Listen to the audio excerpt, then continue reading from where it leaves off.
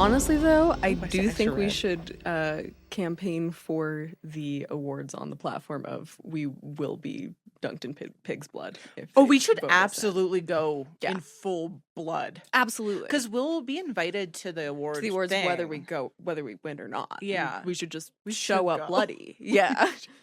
I think we have to. Yeah, if you want to, we can. I'm so absolutely. in. Okay, Yeah. me too. Just speaking of things that we should do as a trio. Yeah. That was the mental Yeah. connection there. Yeah, I'm so down. Great. Just talking about being drenched in pig's blood. Here we go. That feels like a good start to the episode, actually. Yeah. Welcome back to Splice Splatter, the blood-drenched podcast from the Jean Cocteau Cinema, where classic horror. It's modern gore. We're your hosts. I'm Siena. I'm Al. And you love doing that lately. Yeah, I don't know why, and I'm very sorry. And It's okay. every time it throws us both off. You know what I noticed though? We do get people like some of you listening, I feel like have jumped on later. There are We're getting newcomers new people who I think may not later. know How which of dare. us is which. Yeah, and yeah. so This is perhaps my it's- voice. I am Al. I'm Siena, and I actually think we sound really similar, so Yeah. it's probably a good thing to start getting people introduced. Yeah. Do you want to tell people why we're talking about being drenched in blood? Yeah, we got nominated for an award, you We guys, did. The which new is Mexico Entertainment Award, I believe. Yes, That's what it's yes. called. NME. Yeah, for best podcast. So we're up there with some other yeah, I think fun New Mexico podcasts. I think so. we're one of 6 finalists, Yeah. I believe, and that's definitely thanks to you all. So, and I think by the time this is out, You can vote. you can vote. Yeah, so we'll have a link in all of our bios on all Yes. of our socials, which are all Splice and Splatter. Mhm. We are very easy to find. There's not a whole lot of Uh, things called Splice and Splatter out Yeah, there. no. Splice, yes. Splatter, No. Splice and? Yes. No. But yeah, so if you guys want to vote for us, that'd be really cool. That'd be really cool, Me and you Sienna were guys. saying that we want to go to the awards Covered drenched in blood. blood. Yeah, Carrie style. So if you all want to see that happen, yeah, you can be I a wanna part of see it this. happen. Yeah. yeah, what else? We were talking about how we're playing Houseu at the Jean Cocteau Cinema April Yeah. 15th through 17th. So if you listen to it the day it dropped, you still get tickets. Yes. And through the 17th, we also are going, speaking of drenched in blood, we're also doing a Carrie screening, but it's going to be an anti-prom. So again, I think we're also looking to drench. I want to have a blood station Oh, where people absolutely. can splatter Can themselves. choose to splatter. Yeah. Yes. But Consensual splattering. consensual splattering of blood. Which I Um, also, again, think we should do for Morgan Crypt this year. I think we need to have a know, splatter splatter station. station. Yeah. I think so. Yeah. I want it because again, I was bloody the whole time by myself. And I felt like I was underdressed not being bloody. Yeah, add so, blood. The yeah. fit's complete. Just add blood. Speaking of fits, let's do a fit check for this one. So we're doing Universal Horror Universal Horrors, today, which I'm yeah. so fucking excited about. This was a really good idea. This was Al's idea. It was because fucking like I think by the time this comes out, we're like a month out from was it Epic Universe? Something like that.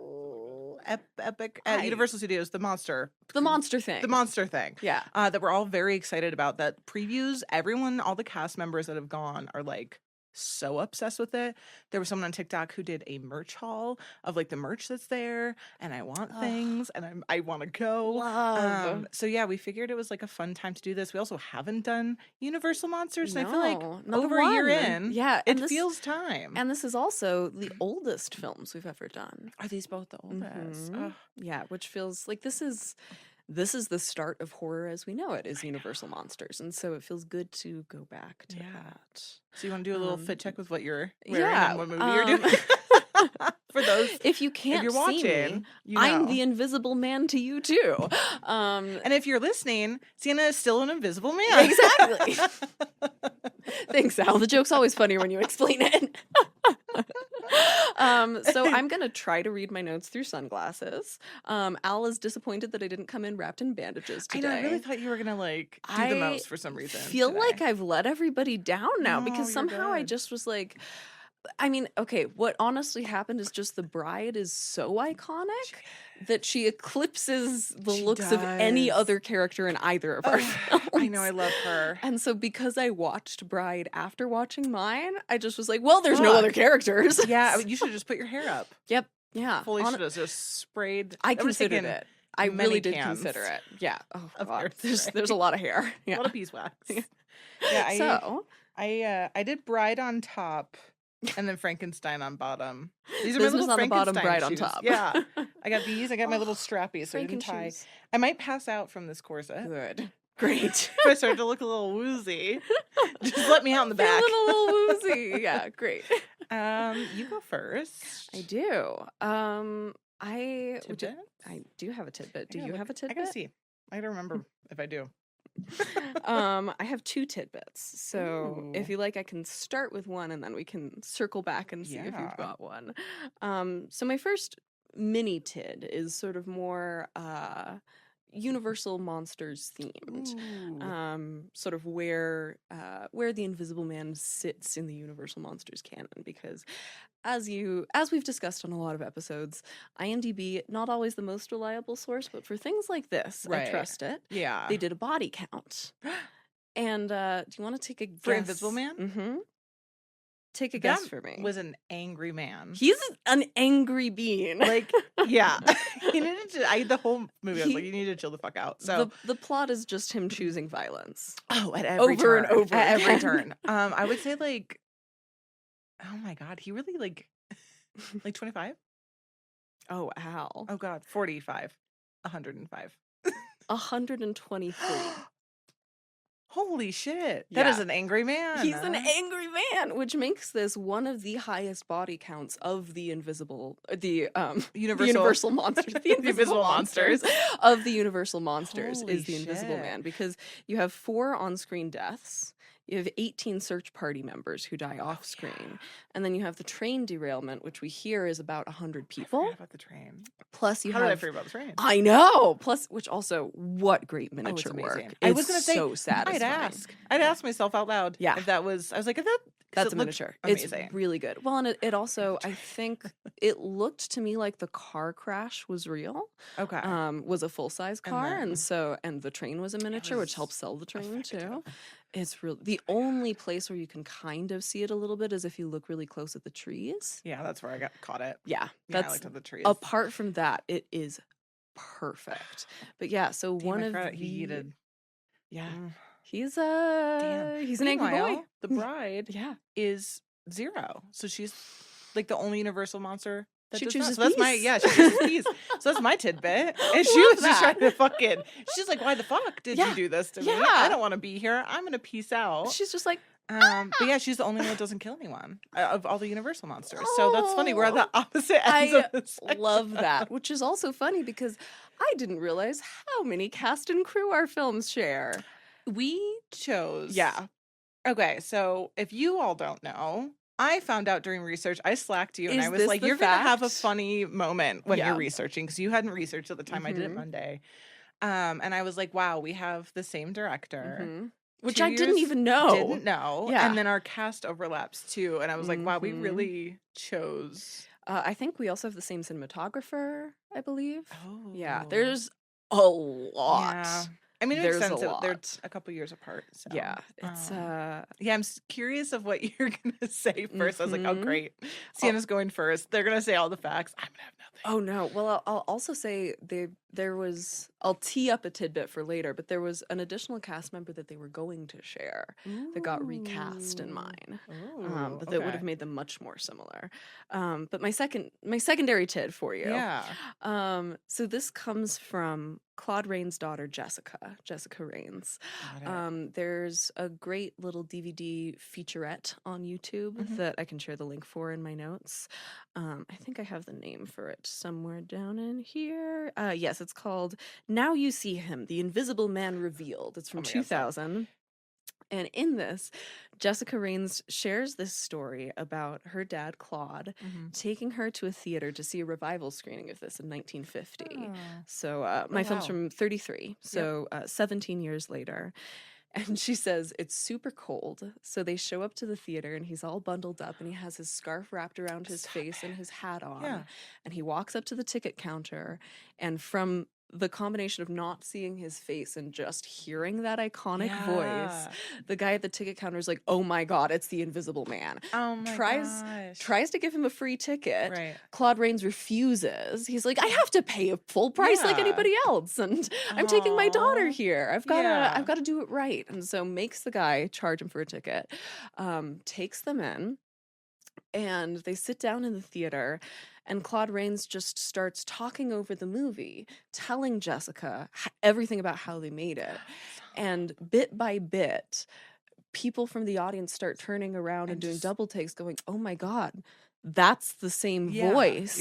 So by the end of this screening, everybody's turned around from the screen and is just sitting in awe, listening to Claude Rains narrate how they made the film. Right? What a unique experience. Like, imagine walking into a theater and you just happen to see that. Yeah. What at a time when that wasn't like accessible information to have. I mean, in 1950, the only way that Jessica's probably ever going to see her dad on screen is if there happens to be a revival screening somebody can drive to. Because they probably don't have a home projector.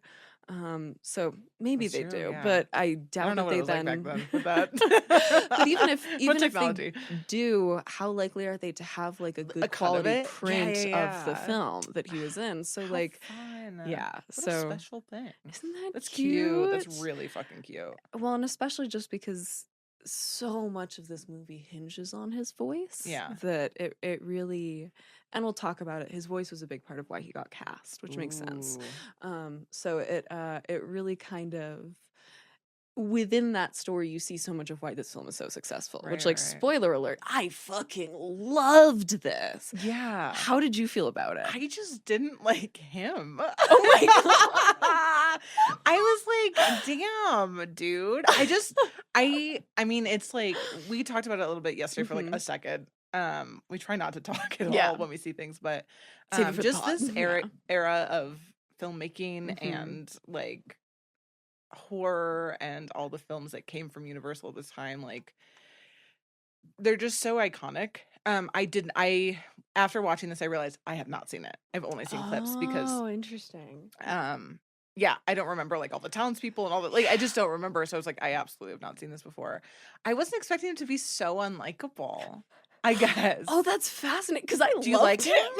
Oh my God. I was like, bro needs to take. You know who I loved was, I think, the same girl that's in mine, Una. Oh, Una. She is a scene stealer. Una O'Connor. I fucking loved her. And her running around screaming was me. So like she was it for me in this film. She's a fucking icon. She's a scene stealer.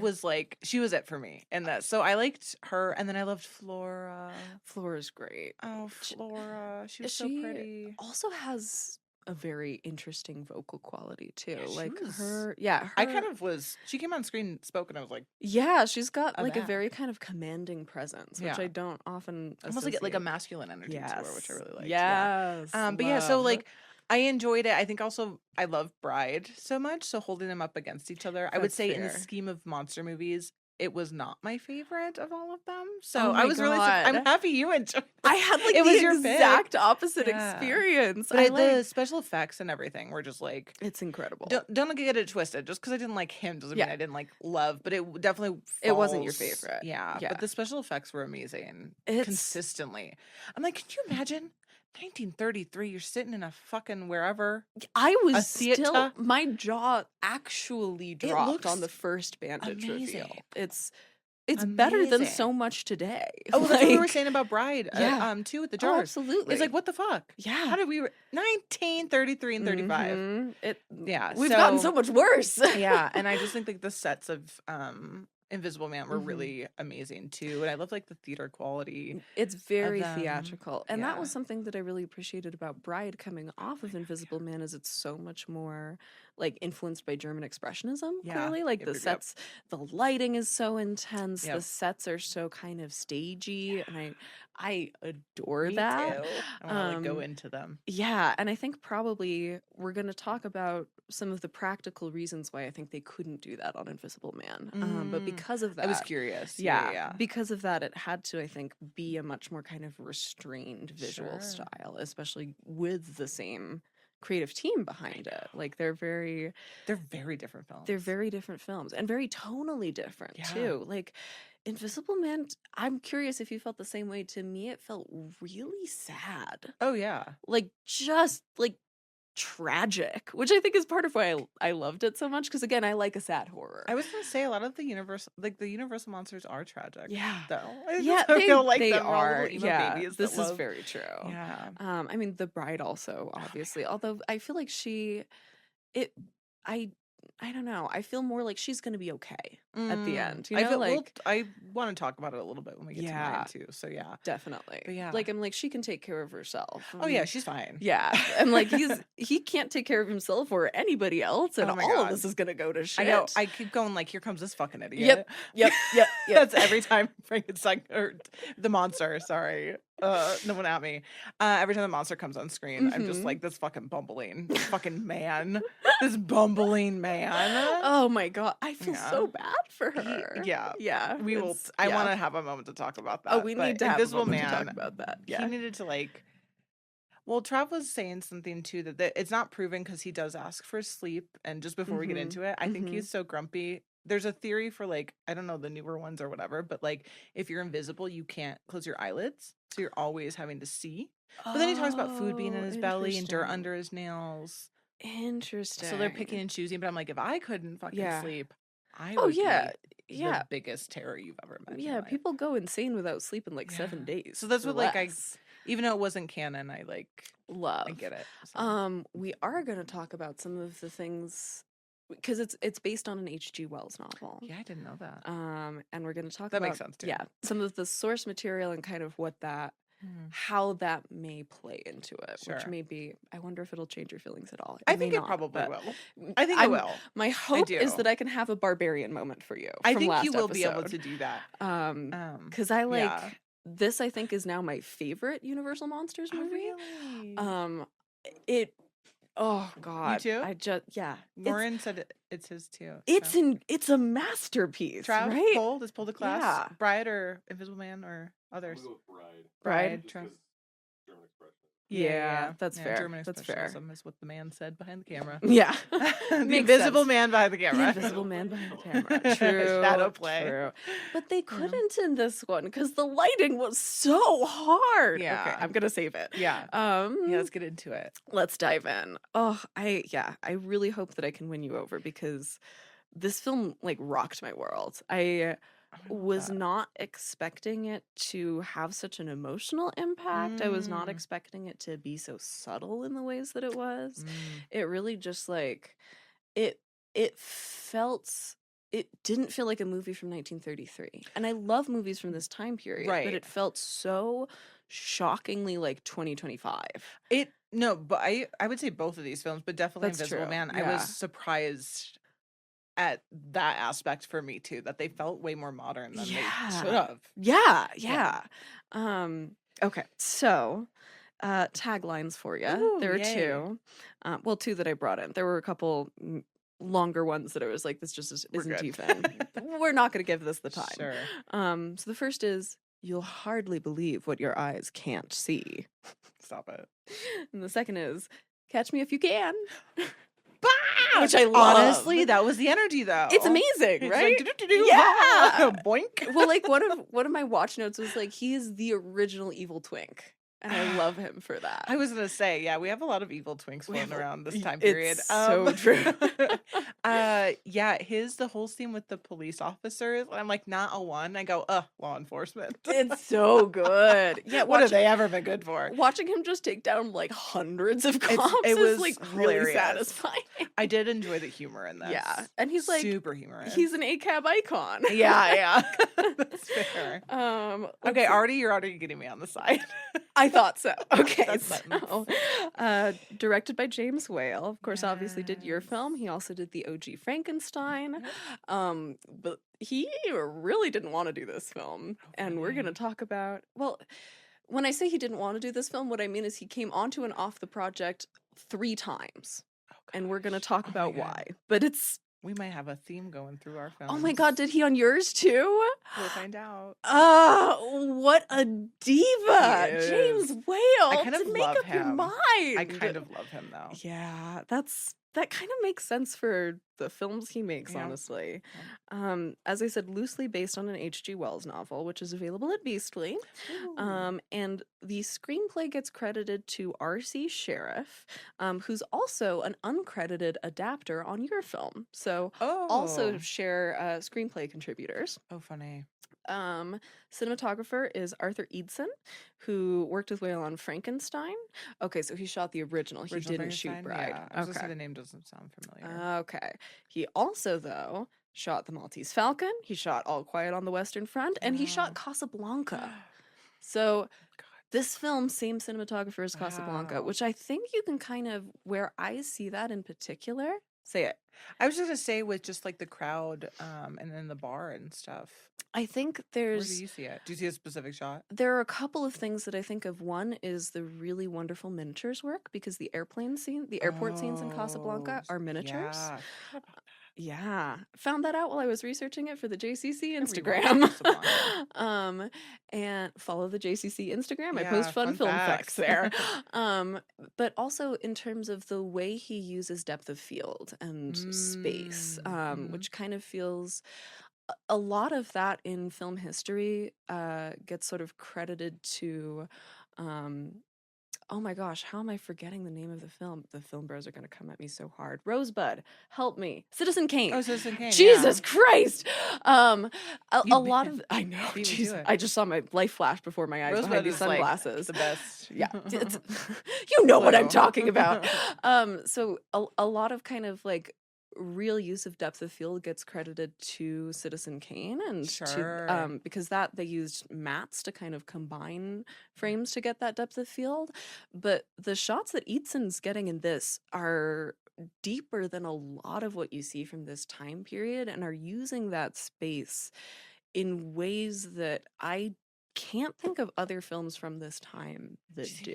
Do you think it goes back to the horror element of it all? That even like then, even though I feel like both of these probably did really well. Right? Okay. Yeah. Very popular. But you know what I mean? Like it always. I feel like horror just always a little bit swept, yeah, it does. I'm not surprised. So like let's take a moment to appreciate Eatson. It really, again, I think especially because the cinematography and the lighting in particular is so much more subtle in this one. Yeah. It's I felt like I had to take a second to shout out, like, I really think he's doing something kind of fascinatingly ahead of its time here. Especially, again, as we're going to talk about, because of all of the constraints that the way they were achieving these effects created on his cinematography. Score is by Heinz Romheld, who also goes on to do Dracula's Daughter. He does The Black Cat. He does The Lady from Shanghai. He wins an Oscar for the score for a movie called Yankee Doodle Dandy. Of course, and as you do. As one does. And although there's very little music during the runtime of this film, it's actually only at the beginning, the last like 7 minutes, and the very end, which like it doesn't need it. There is so much happening. There's so much going on. Yeah, this movie moves at a clip too. You really have to, you blink and you miss it. But the music that you do hear in that little chunk at the end ends up getting recycled for his work on Werewolf of London and The Black Cat, because this is from that time period where scores get reused a lot. Yeah, which we've talked about a couple times. That's so funny. Oh, wow. So this is one of those scores that it's not recycled, it goes on to be recycled. And let's get on to our cast. Our boy Claude Rains is Dr. Griffin, which every time I say his name, I think of the song from Rocky Horror Picture Show, Science Fiction Double Feature, where there's like the Claude Rains is the Invisible Man line. I don't remember that. I have not watched that movie a lot. I'm so sorry. So he is on screen in like 95% of this film, or his character is on screen. But but we only see him for like 30 seconds at the end, right? Which is very similar to The Bride and yours. It's like we see 5 minutes of so screen little time. of her. That's it. And it's so the movie hangs on that, and they both deliver. Yeah. But he also goes on to be Captain Louis Renault in Casablanca. So he and Eatson go on to work together. Oh. He's Prince John in The Adventures of Robin Hood, Alexander in Notorious. He's Eric in Phantom of the Opera. He's Senator Payne in Mr. Smith Goes to Washington. He's in The Mystery of Edward Drood. So he goes on to a storied career. But this is only his second credit.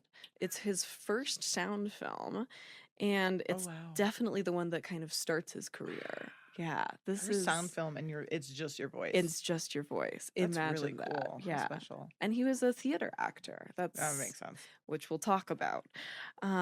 He also, fun little tidbit on Claude Rains, plays another disembodied voice as Marley's ghost in the 35 Christmas Story adaptation. Marley and Marley. Yeah.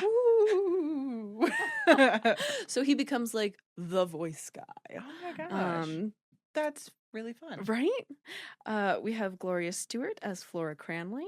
You may know her as Old Rose in Titanic. No. She is a diva. Yep. What a queen. Yeah. Threw that heart at the ocean right away. Yeah. Yep. When she just fucking drops it. Yep. That in itself is a horror movie when she drops that fucking Oh my thing. God, I know. She's no fucking way. That's our gal she's been Gloria. my childhood and I had no idea. Yeah. And like once you hear that, you can see it too. Yeah, what an icon.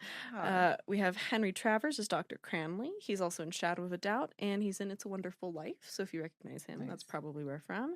And our gal Una O'Connor as Jenny Hall. God, she fucking eats it up. She Eats it up, chews spits it out. scenery like nobody else, and I love it. That bitch. She's also in Adventures of Robin Hood with Claude Rains, so they go on to kind of like do some other stuff together. I mean, how do you not put her in more projects? Truly. Well, and fun fact for you, I'm curious if the same goes for your set. Yeah. Apparently, because Whale had worked with her before and just absolutely loved Una, he found her so funny that anytime she was doing her scenes, he was cracking up off screen. He like kept ruining takes. Oh my God. So like he's with you. I was gonna say he had to have been because she was bonkers in mine. She really stepped it up. Yeah, even just like the difference in she really goes from like a 10 to a 15 from my formative years. Like little eyes kind of go in different directions. Yeah, like watching mine, I was like, wow, she is really doing the most. And then you go on to yours and you're like, oh, that wasn't even her most. Yeah, that wasn't even her most. Yeah. She reminds me of, if anyone goes to Ren fairs, there's these two wenches that walk around. Oh my God, amazing. That kind of like have this bit, and she looks exactly like she's the same energy of these two wenches. They're like called the like wet wenches. I don't know, they're called something like that. The washing well wenches. Okay, that sounds much less sexual. Their tagline says something about being wet, to be fair. Great. But they do walk around. There's like two of them, and they look exactly like, I mean, just put her in the middle. She's the third sister. That's amazing. And she has the same energy. So like the whole time watching, I was just dying. I mean, it's also, it makes the Cloris Leachman character from Young Frankenstein make so much more sense, too. Young Frankenstein. Listen. You all are listening. I'm in your earbuds. Listen, shut up. Listen. It's literally Bride of Frankenstein. I've heard. We'll get there. I have Princess Bride to watch first. That's on my list for this weekend, if it doesn't snow. So, yeah. Anyways, this is not... Unlike The Invisible podcast. Man, I'm not going to choose violence, but man, is it hard. So sorry. You can murder me after the podcast episode. Perfect. We'll get it on camera, though. We've got to at least get through your film first, obviously. Let me get through my film. That'll be good. So the earliest kind of rumblings of this project date back to 1931 when it gets proposed at Universal. I just said, ooh. So, yeah, around Frankenstein. And it gets proposed as a potential follow-up to Dracula. Okay. This is all making more sense now that we have the same director. Yep. Well, especially, again, because it's like he does Frankenstein, I believe, in 31, and then mine in 33 and yours in 35. Yeah. So there's a rhythm to James Whale's experience of the 30s. And it's not a good one. Yeah. So they go on to make Frankenstein next instead after Dracula, Sure. which again makes sense. It's a much simpler kind of monster to monster leap to make than like one where the main trait of the monster is that he's not visible. Yep. That's Yep. Lack for a of visual monster. medium. That's a tricky one to achieve.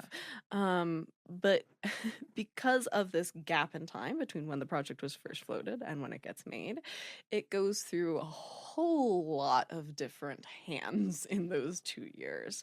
So let's get started on the path that it takes to make this, because I think this is the longest like development section that I've had for a film so far. Really? It's like potentially Hausu, but apart from that, I love this part of filmmaking. It's so I'm like so intrigued by it when we can't find it, it like hurts me. I know, because it's such a like human drama, right? Yeah. So September 1931, Universal buys the rights from H.G. Wells for $10,000 and script approval. Put a pin in that, because that's not so typical. I was during gonna this say time period. Yeah. Especially for and studio. $10K, damn. Yeah, I mean, like back then, that was more money, but I should have done the conversion on that. But it's still but that feels beefy for them, knowing how much like budget is. Yeah. They'd also in 1931 bought the rights to the 1931 Philip Wiley novel, The Murderer Invisible, which they wanted to kind of crib some gorier bits from to make it a little bit scarier, because H.G. Wells, being the socialist baddie that he is, was mainly writing like an analog for, you know, the oppressed, and like he's getting into some really heady stuff, and Universal wants to make it scarier, so they're like, we're gonna get this kind of pulp novel too, and sort of mash them together. Doesn't go well. James Whale is the first person who's supposed to direct, so he starts out on board because Laemmle is really pleased with his adaptation of screenwriter R.C. Sheriff's Journey's End. So they'd worked together before. He thinks he's done a great job. Boris Karloff has been signed onto a 5-year deal on the heels of Frankenstein. So as this film is announced in 1931, it's supposed to be starring Boris Karloff. Yep, that makes sense. Oh man, I'm so glad you went first. This is just teeing me up for like, it's filling in gaps in mine. I am so excited. It's a really, the connections are rich. So a month after that, Whale drops out because he doesn't want to get boxed in as a horror director. Well, that's stupid. Similar reasons on yours at all? Not because of that. Interesting. No.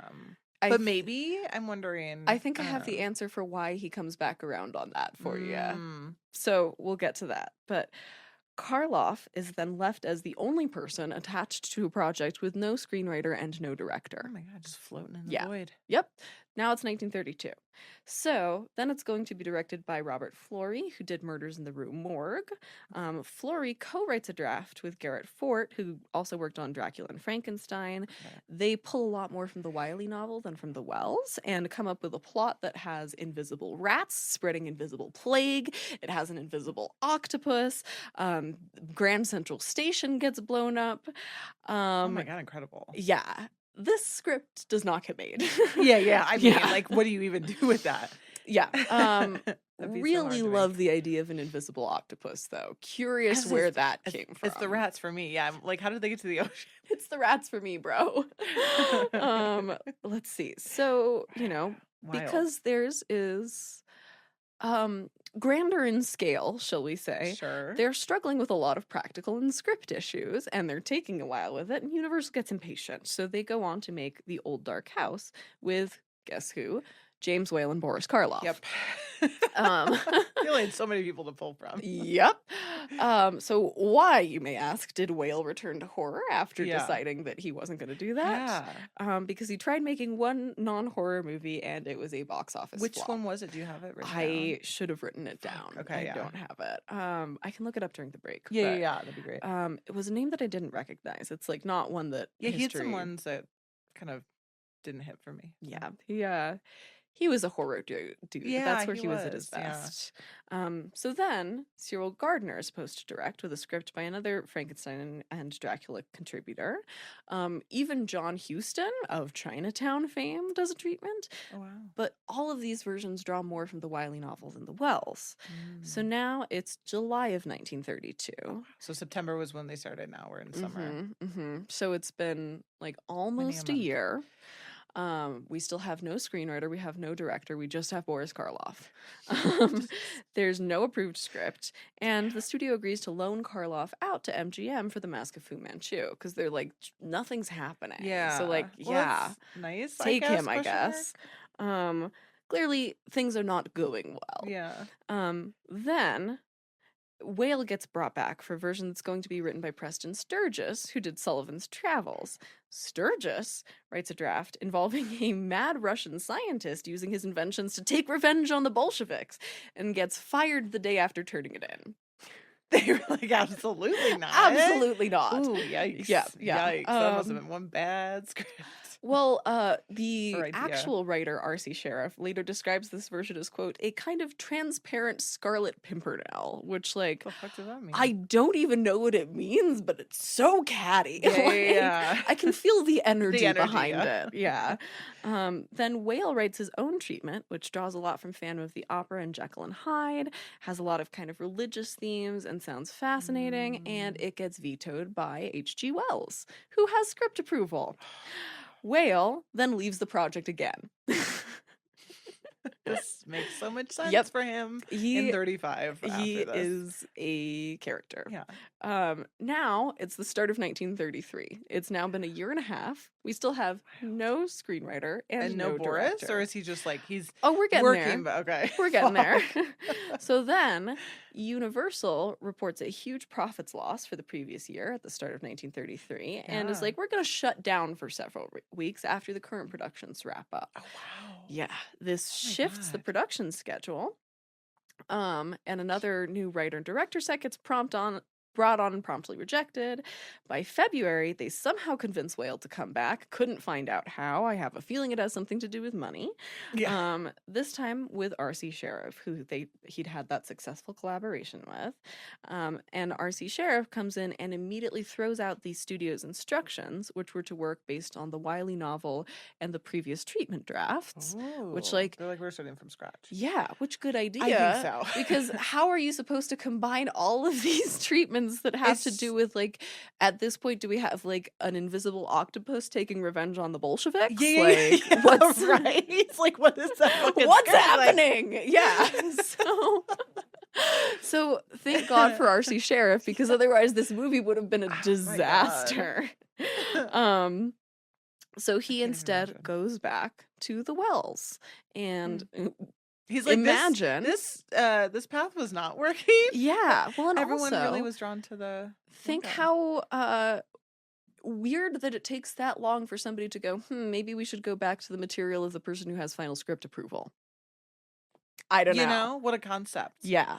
Because no matter how many times you do this, and no matter arguably how good it could be, if you're not true to the Wells isn't going to approve it. Yeah, he's like, why would I even sign this away if you're not even going to... Exactly. Yeah. So, Idiots, finally we get somebody on board who is reading between the lines, reading the room. We're actually reading the lines. Exactly. So he comes back in, hones back in on the Wells while the studio is shut down. Whale himself is laid off during this time for like 12 weeks. Wow. Great. Yeah. So imagine, I wonder if that potentially has something to do with him coming back to the project. I think I know. You'll hear why. Oh, amazing. Yeah. Love this. He gets something that makes sense after all of this happening, actually. Incredible. Yeah. Now I get why he fought for the thing. And so... Boris Karloff has been attached to this project up until late May of 1933. Late May, early June, he leaves. Bless him for he stuck with it for a long time. Poor guy. And he leaves reportedly because of salary issues. IMDb also insinuates that it may have had something to do with his lisp, which I feel terrible for. But it also... Did we not know he had a lisp? For the 2 years he was signed on to the fucking project? I mean, like, Well, they didn't know what it was going to be. I guess they didn't know what it's going to be. And also, you know, when he's playing the monster in Frankenstein, it doesn't matter that he has a lisp because he Sure. doesn't really have lines. Yeah. I mean, he says, like, she hate me. Yeah. But he doesn't, yeah. he doesn't. He's not a yapper. He's not a yapper. He's a silent stoic type. Bumbling stoic. Bumbling stoic type. Oh, A silent man. bumbler type, Yeah. really. Yeah. Oh my god, that's so sad. I He was the only know. one fucking holding on, and they were like, It really is tragic because it makes me think he had some kind of actual interest in the Yeah, I project think if he so. stuck with it for that long. So my heart breaks for yeah, that's Boris. kind of a bummer. But at that point, let's see. We finally at least have an approved script, although we no longer have a Karloff. And Wells even gives the okay to some sheriff additions, like the idea that the drug causes insanity.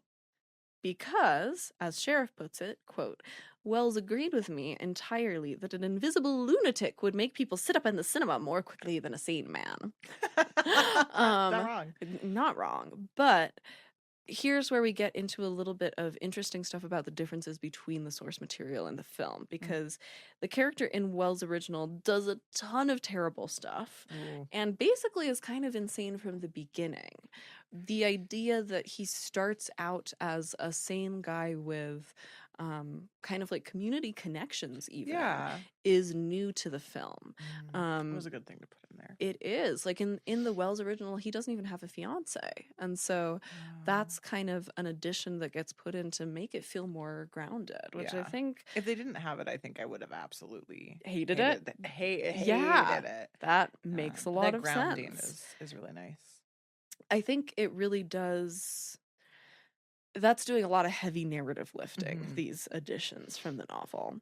And the idea that him going insane is kind of a result of the drug, that's something new here. In the novel, it's more sort of about frustration with being unable to reverse what he's done. Which there's... I mean... Yeah, there's would definitely go a some of little that going on insane here, too, too. But generally, while I've not read the novel yet, this made me really want to read it. It's generally considered to be less sympathetic to the character than the film is. The film is considered to be a kinder treatment of the Invisible Man. There are also, just as an aside, there are some sources that claim that Wiley, the author of that kind of pulpy one, made some additions to the final draft. There are other sources that completely disagree with that. I kind of feel like watch it and make up your own mind.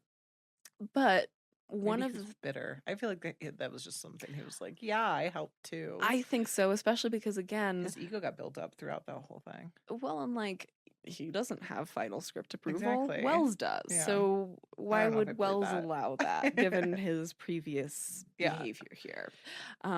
That's my take on it. Some historians agree, some historians disagree. But one of the things that is a big kind of impetus behind Wells writing the original novel, because it comes out in 1897. So it's been out for like 30 something years at the time the film is made. But when he wrote it, 1897, X-rays had only been discovered 2 years before, in 1895, the same year that the camera was invented, in fact, or the film camera. Film bros are going to come at me. The film camera had been invented before then. That was the year that it was mainly popularized to a larger audience. I know this. It's a shorthand. Okay, continue. So the idea of like this technology that makes the visible invisible, the invisible visible, and kind of the sci-fi implications of that, and this feeling of like technology is advancing at a rate faster than our understanding of it is a big driving force, I think, behind both of our films.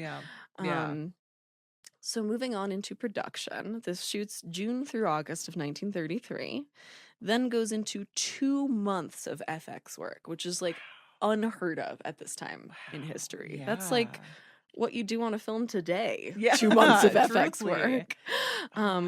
And do you want to take a guess at the budget? Because I'm curious if you were able to find budget info for yours. I do have budget info for mine. Oh my God, and yours has so much more effects than mine. But then it was 2 years prior, still the same studio. Middle of the Depression. Was it like,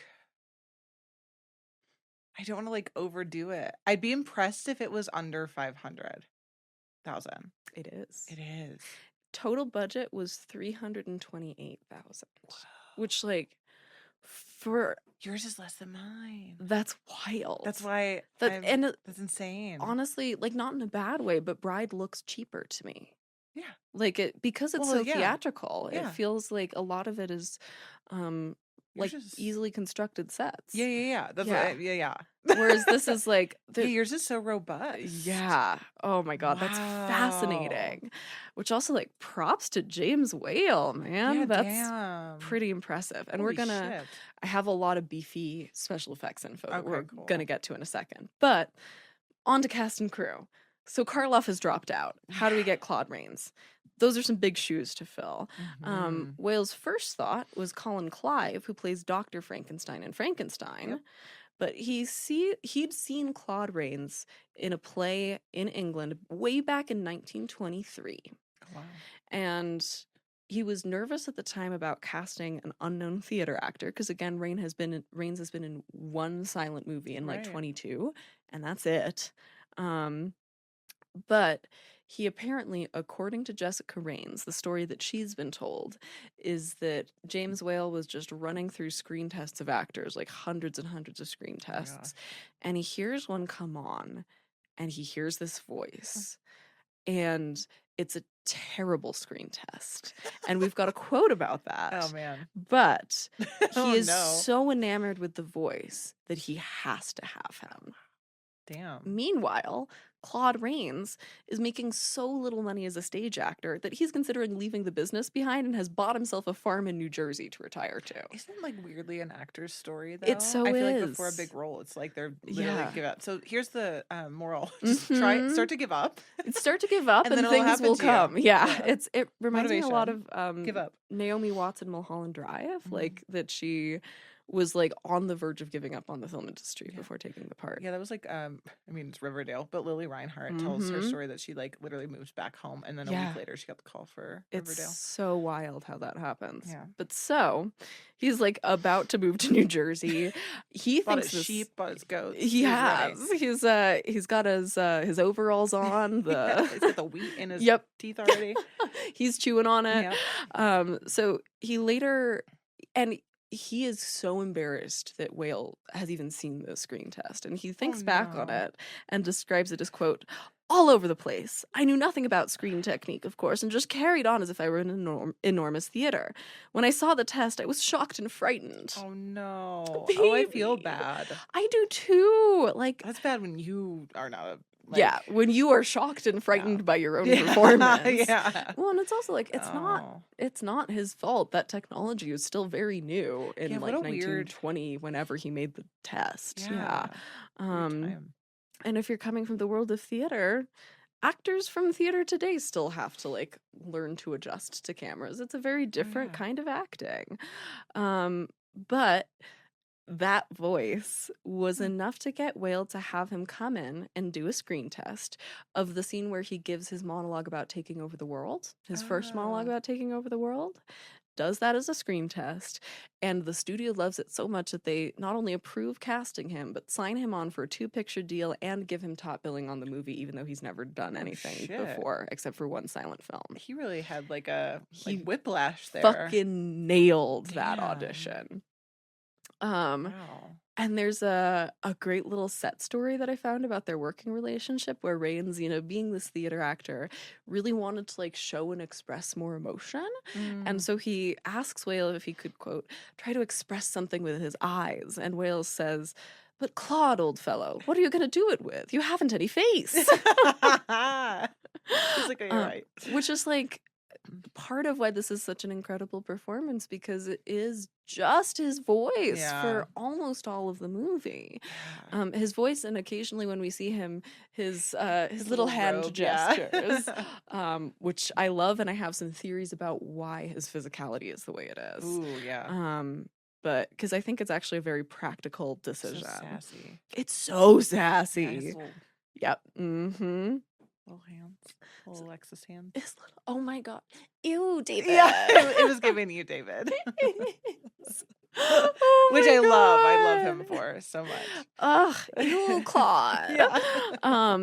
And so Whale actually kept Rains in the dark about a lot of the special effects that they were doing. And again, so much of this was so brand new that like there was no point of reference. Yeah, how do So you even explain that? yeah, so Claude Rains is like getting called in to like get a face cast made of himself, and it's like, what the fuck is happening? What is this? And he also apparently had an especially hard time with that. You know, they needed the face cast for that final scene, obviously that Sure. dissolve shot that you get, getting kind of the different layers, which It's so sick. it's incredible. It's so sick. Reminded me actually a lot of the scene of Frank coming back to life in Hellraiser. Yeah. Like Yeah, it's a that's what I thought of too. similar concept. But apparently because Rains had been in World War I, he was 95% blind in one eye.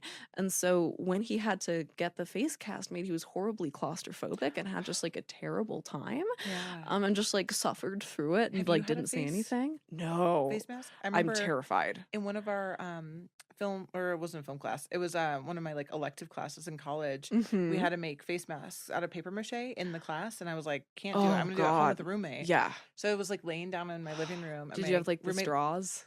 No, I think I Oh. had like a little mouth. Oh, Yeah. good, good, good. But my roommate Betsy was doing it, and she was like lovely and like Uh-huh. the only person I trust that wouldn't like Yeah, accidentally you're not murder gonna me. have like an immediate panic attack. But I did. I started to freak the fuck out. Oh, I'm like, I God. could never. Actors that do that, it's kind of wild It's to me. truly the devotion to craft, Yeah. man. Yeah.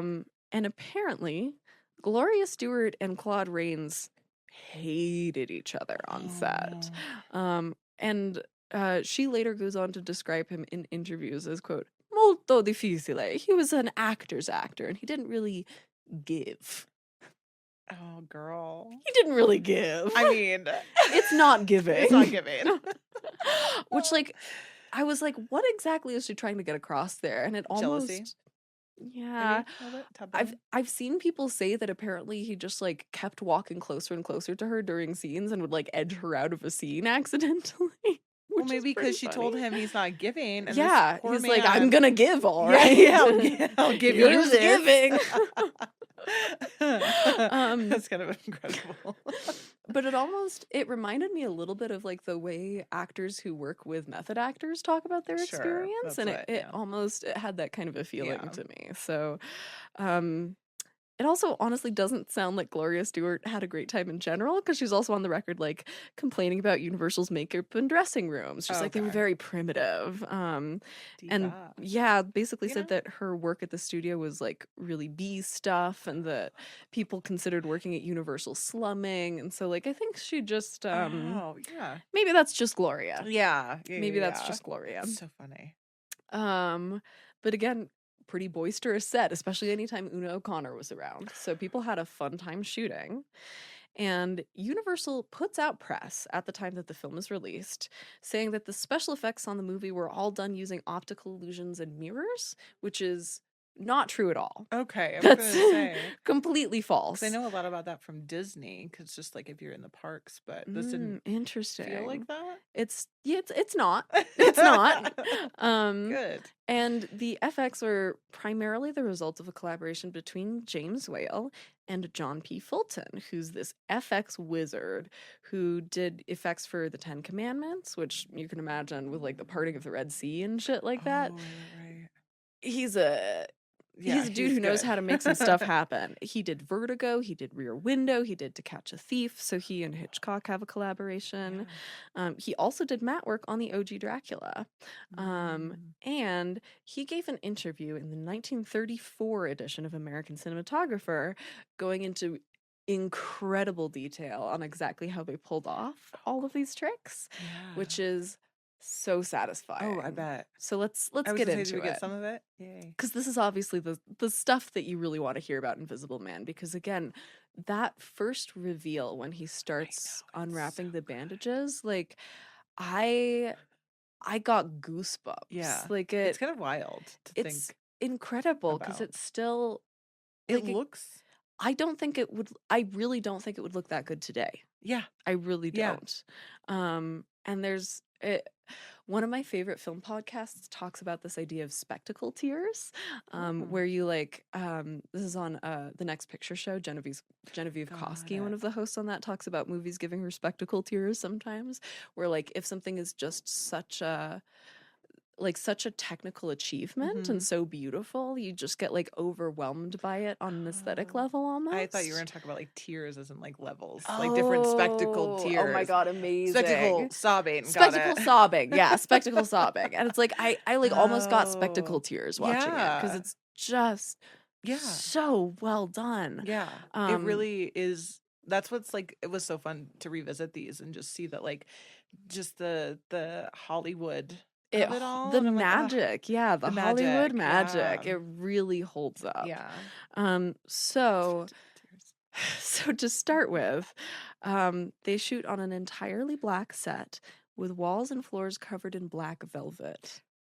Okay, I'm so glad you're going into this. I have a tiny bit of that's how the jars, and so you're going to be explaining exactly. Oh, so he went. I on knew to you were going to go into this. That's so. It's cool. why I didn't write anything. Love, amazing. Yeah. So everything's covered in black velvet because it's gonna sop up all the light to make sure that nothing gets reflected. Then the performer wears head to toe black velvet tights over below any costumes that he has on in a given scene. They then make 2 negatives of each sequence, one to print directly, one to create a matte, and they then composite a positive of the background using the negative matte to mask those shots, which is the same basic principles that you use for FX today. It's kind of the same way that you use like a green or blue screen. Yep. When we were talking about chroma keys in Hausu, it's the same basic concept, essentially, sort of. But Fulton says that the hardest part of this process was matching light for the backgrounds to the performers. Because that was way more intricate than the jar scene in Bride of Frankenstein. Like, that one's pretty simple because, like, there's not a lot of movement. But, like, it's all the in one camera's, like, fucking space. moving. The camera's constantly moving. You're going from close-ups to wides. You're moving across different backgrounds. And as you move through all of those spaces, especially because this is a classic movie, so there's hard lighting in a lot of the scenes. And anytime you've got hard lighting, the body is going to be casting a shadow. And so trying to avoid that and then trying to make sure that the way the shadows fall on the parts of the actors that are allowed to be visible, it's just a nightmare. I was going to say reading about the jar scene and then seeing it this like times 1,000 in yours and it being 2 years earlier, 2 years prior. I was like, what the fuck? It's incredible. And it's like, it's just, the edges are so crisp, especially on the close-ups. Like in the wides, it gets a little bit, you can see a little bit of like gray around there. But even so, it's like still, those wides look better than like early CGI. Those wides look better than like, I was watching the new Daredevil TV show, which is amazing, by the way. But there's like a scene where he like jumps and like breaks some legs. And like, I was like, wow, like Invisible Man even held up better than like what that looked like in that moment. Exactly. Yeah. Like even in some of those moments where you can see a little bit of crunchiness around the outline, it still is so... I would have like lost my mind. Yeah. In 1933. Oh my God. I would have lost. I would have been like him. Just fucking. Exactly. Just go completely nuts. Yeah. I'd be screaming and running around. Truly. I basically was after watching this. Like I was so blown away. But so that's kind of your basic concept. But so there's cool. Also a lot of detail shots where like, Claude Rains has to have eye holes in those bandages. Right. And so for some of those detail shots, they would have to go in and hand paint with dye. And so in that interview from 1934, he said, quote, "We photographed thousands of feet of film, many takes of the different scenes, and approximately 4,000 feet of film received individual handwork treatment to some degree, making approximately 63,000 frames which were individually retouched." How many people do you think were working on that? I have no idea. Again, budget of like $300K. Insane. Yeah. Like, it's crazy. And I would like, to like, again, learned on film, had to sit there just to. That's 63,000 hand retouched frames. Wild. Like, we need to get back to that. Truly. Like, today we could never. What a skill. And you can, Patience. It's truly. And again, especially if you're working on negative, like, there's a small That's Yeah. incredibly The hand detailed cramp, the work. necks. Yeah, Yeah. true. Which I'm also, curious what the setup, if it's like up here, well, and I'll you know? also shout out a lot of the time those jobs are done by women. Hey, probably Mhm. autistic women. Yep. Love to You simple want task. you want 63,000 feet of hand retouched frames, hire an We autistic got ya. woman. Am I wrong? It's so true, That would have though. been me and fucking you. That would have been our meet cute. That Yup. would have been how Oh we my God, became it's so friends. true. In another life, that was me and you sitting there in a room. Incredible. Oh, that's so good. Um, you can probably guess this one, but for some of the unwrapping scenes that are done in close up, Mhm. Rains just had his head tucked below, and then there was a collar with like a Oh, wire frame yeah. that he would unwrap it. Simple, effective. Simple, effective. There's also, of course, a ton of work with wired objects being pulled by booms and dollies, Mhm. which this gets back to his fruity little hand Yes, gestures. can we please? Can I just say, I think that was a brilliant choice by Rains because his movements are so jerky when we see him moving that then Mhm. when you see the objects being pulled by wires that It are makes supposed to be moved by sense. him, it feels so much more like that character's style of Oh my God, movement. didn't Whereas think if he about had that. like a more like languorous, relaxed, imprecise style of movement, it would then feel so much more out of place when like a book gets jerked or like slammed down on a That table. just blew my mind. I didn't even make that Like connection. that is such a great actor Oh, choice. And wow. I don't know whether that was conscious or not. I would like to think it was, but I that mean, movement style he does so much to sell those wire oh scenes. my God, yeah, you're so right. Right? Like, Yeah, because he really eats, especially that little yeah. chair when he's by the Oh fireplace. yeah. I'm like, bro. It's like you can tell it's a wire, but like think how much more that would throw you out of it if he wasn't already moving around like Yeah. this. Like, Yeah. That's yeah. wild. So like all love and respect That to Claude yeah, Rains. I that's feel like that amazing. had to be Especially being a intentional. theater actor, I'm sure. You know Totally. what I mean? It's that kind of precise, like gesture Mhm. heavy physicality. It's just like Yeah. that's what you need if you're doing this Yeah. kind of work. How about those snow footprints though? Yeah. I loved those snow scenes, especially like even the opening, that opening one. It was, oh my God. Was that a set? I I don't know basically why all like of this was filmed question. on a set. I Yeah. figured, but it just looked so fucking good. It's okay, so Yeah. here's a quote. I believe this is from that same 1934 American cinematographer Sure. interview. As other actors appeared in those shots, you know, where you see his footsteps appearing in the snow, Yeah. we could not make the footprints appear by using stop motion. So Mm. instead, we dug a trench along the line where we wanted the footprints and covered that trench with a board in which the footprints had been cut. The footprint openings were filled with the wooden outlines which had been cut to make the footprints. These were then supported by pegs extending to the bottom of the trench, and a rope was looped around the pegs so that pulling upon it would pull out the pegs, causing the outlines to drop away from the board. The board was then covered with snow material, and as we shot the scene, we pulled on the rope, pulling out the pegs and causing the snow to drop down through the holes, giving us perfect footprints. Looked like I was milking a cow, but that is so simple and genius. And so satisfying. Oh, how fun. Like, someone needs to do that again. It's so That like well, because like it's true. Part of why it sells so well is you can tell that it's happening in real time. Yeah. And there are actors moving in and out of the shot. I'm like, how the fuck do you do that? This whole movie was just a big magic It's show. magic. It's all magic. It was kind of wild. And just every single fucking scene had something. If not multiple things. Truly. And speaking of every scene having multiple things, do you want to take a guess at what the hardest single shot in this film was? Was it the end? Anybody? Was it the end sequence? It's not the end. Oh, okay. It's the first time we see Claude Rains unwrap his head in the mirror, because they had to composite mat 4 different shots together to get that. Because you had to have him and the mirror. Yeah, so you have him in the real world, the background in the real world in the mirror, and him in the mirror, and all of those layers have to be combined together. That makes sense. I forgot about that shot. And it's I don't know why. Gorgeous. Yeah. Like that's one of the best composite shots in this film. So just how long? I just want to and they shot this in like 2 months, you said? Or 6 weeks, 8 weeks, what'd you say? 8 weeks let is me 2 months. What am I talking about? June through August. June and through, then, okay. But then had 2 months 2 of months of just the, FX work, yeah. which again Oh my makes God, sense. they were fucking flying through that. Yeah, that's insanely fast because then the film goes on to get released on Halloween of that Holy year. fucking shit.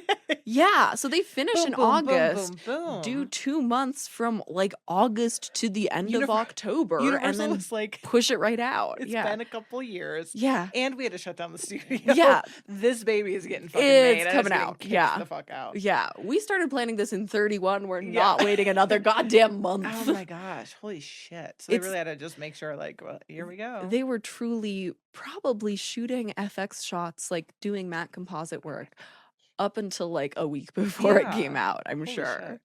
I lost my place. Somebody stall. Okay. So, random tidbit that I like didn't know where else to put, but I do think kind of says some interesting things about what this movie is trying to say. You know, there's a weird logo that flashes up at the start of the film that says NRA. There's like a weird logo that says NRA at the start of the film, and I was like, did the fucking like gun lobbies sponsor this movie? Why? It's not that NRA. Okay. It was like, please don't tell me that. Yeah, no. It's the National Recovery Administration, which was a New Deal program that was part of the work that was being done to kind of bring the economy back in the Great Depression. The logo for which also appears at the start of the film, obviously. And their slogan is "We do our part," which is what you hear the Invisible Man yell when he throws a rock through the window at the beginning when he's running around causing chaos. Was that the deal? I guess that's the deal. But this goes to one of my points for why I think the Invisible Man is a misunderstood icon. Okay. Is not only is he an ACAB queen. Yeah. That's fair. Not only is he running around causing general mayhem to the powers that be, he also robs a bank and throws money out into the street in the middle of the Great Depression. That scene in 1933 hits hard. The idea of somebody, particularly in this time when 1933, this film was right on the cusp in terms of whether or not we call it a pre-code or a code film with the Hays Code, because Hays Code was kind of the code was like written in 29, I believe, wasn't fully implemented until like 34, 35. So your film officially Hays Code. Yep. This one was still in that period of time where there was a little bit more leniency to get away with things. And that idea of a character doing something like that on screen is pretty fucking powerful. Yeah, I didn't think about it like that. Well, also, man, you might have converted me a tiny bit about him. Because, yeah, you got to think, like, it's these glimpses of him probably Exactly. insanity. It's like you're seeing little bits of who he was come through. Okay, Siena. Like, and like who he was like a great, well, I mean, clearly, like, she loves him so much, too. So, like, again, that grounded him for me, is that she was so just like, that was all she. You know what I mean? To have that kind of love and devotion and like, and that he responds to it. Like he's able to get a little bit of humanity back when she's nice there. Yeah, he's nice to her, which I appreciate. Like, I do too. I would have had no respect for him. Yeah, lost immediately. Immediately gone. Yeah, our girl Flora from the Titanic. Truly. But which also didn't even think about that. But the idea that her character in here is Flora and then she's Rose in Titanic. Oh, shut up. Cute. Cute. Sorry, just flower names. Anyway, but so like I really think he's like especially again because Wells himself was like an open socialist. Right. I think that the Invisible Man is a socialist icon. Yeah, he kind of is, huh? Like, right? There was just so much there was so much more happening in this film than I expected. There's so much going on. And also, like, just to add another like layer of political complication to it, the pose that he takes when he's giving his speech to Flora about taking over the world would have been recognizable to people at the time as one that Benito Mussolini did in a lot of his speeches. So he's also like Charlie Chaplin, great dictator style. Fucking James Whale, man. I know. Fucking mocking the fascists. Like, Yeah. this film hits hard because it's basically the whole story is just power corrupts. Watching Yeah. this guy turn from, you know, ACAB Robin Hood into Benito Mussolini. Yeah. Like, that should be our letterbox. yes, it will be. Okay. Yeah. Yeah. So I love it so much. Yeah. So, first public premiere is in Greeley, Colorado, of all places, which I've never even heard of. It's on Halloween night, 1933. Plays to basically empty theaters when it comes out in LA. Oh. But New York loves it immediately. And this continues for the entire run of the film. New York is showing up in droves. It breaks records for because admission. Hollywood, they wouldn't. They wouldn't like this. They wouldn't. Meanwhile, New York is like, fuck yeah. Yeah. But yeah, it like broke admission records at the Roxy Theater in New York, and LA, like the theaters like never filled up. Wow. I couldn't. We'll talk. I feel like I might have some insight about just James Whale. Maybe people in Hollywood just like didn't like him. I will tell you probably why they did not.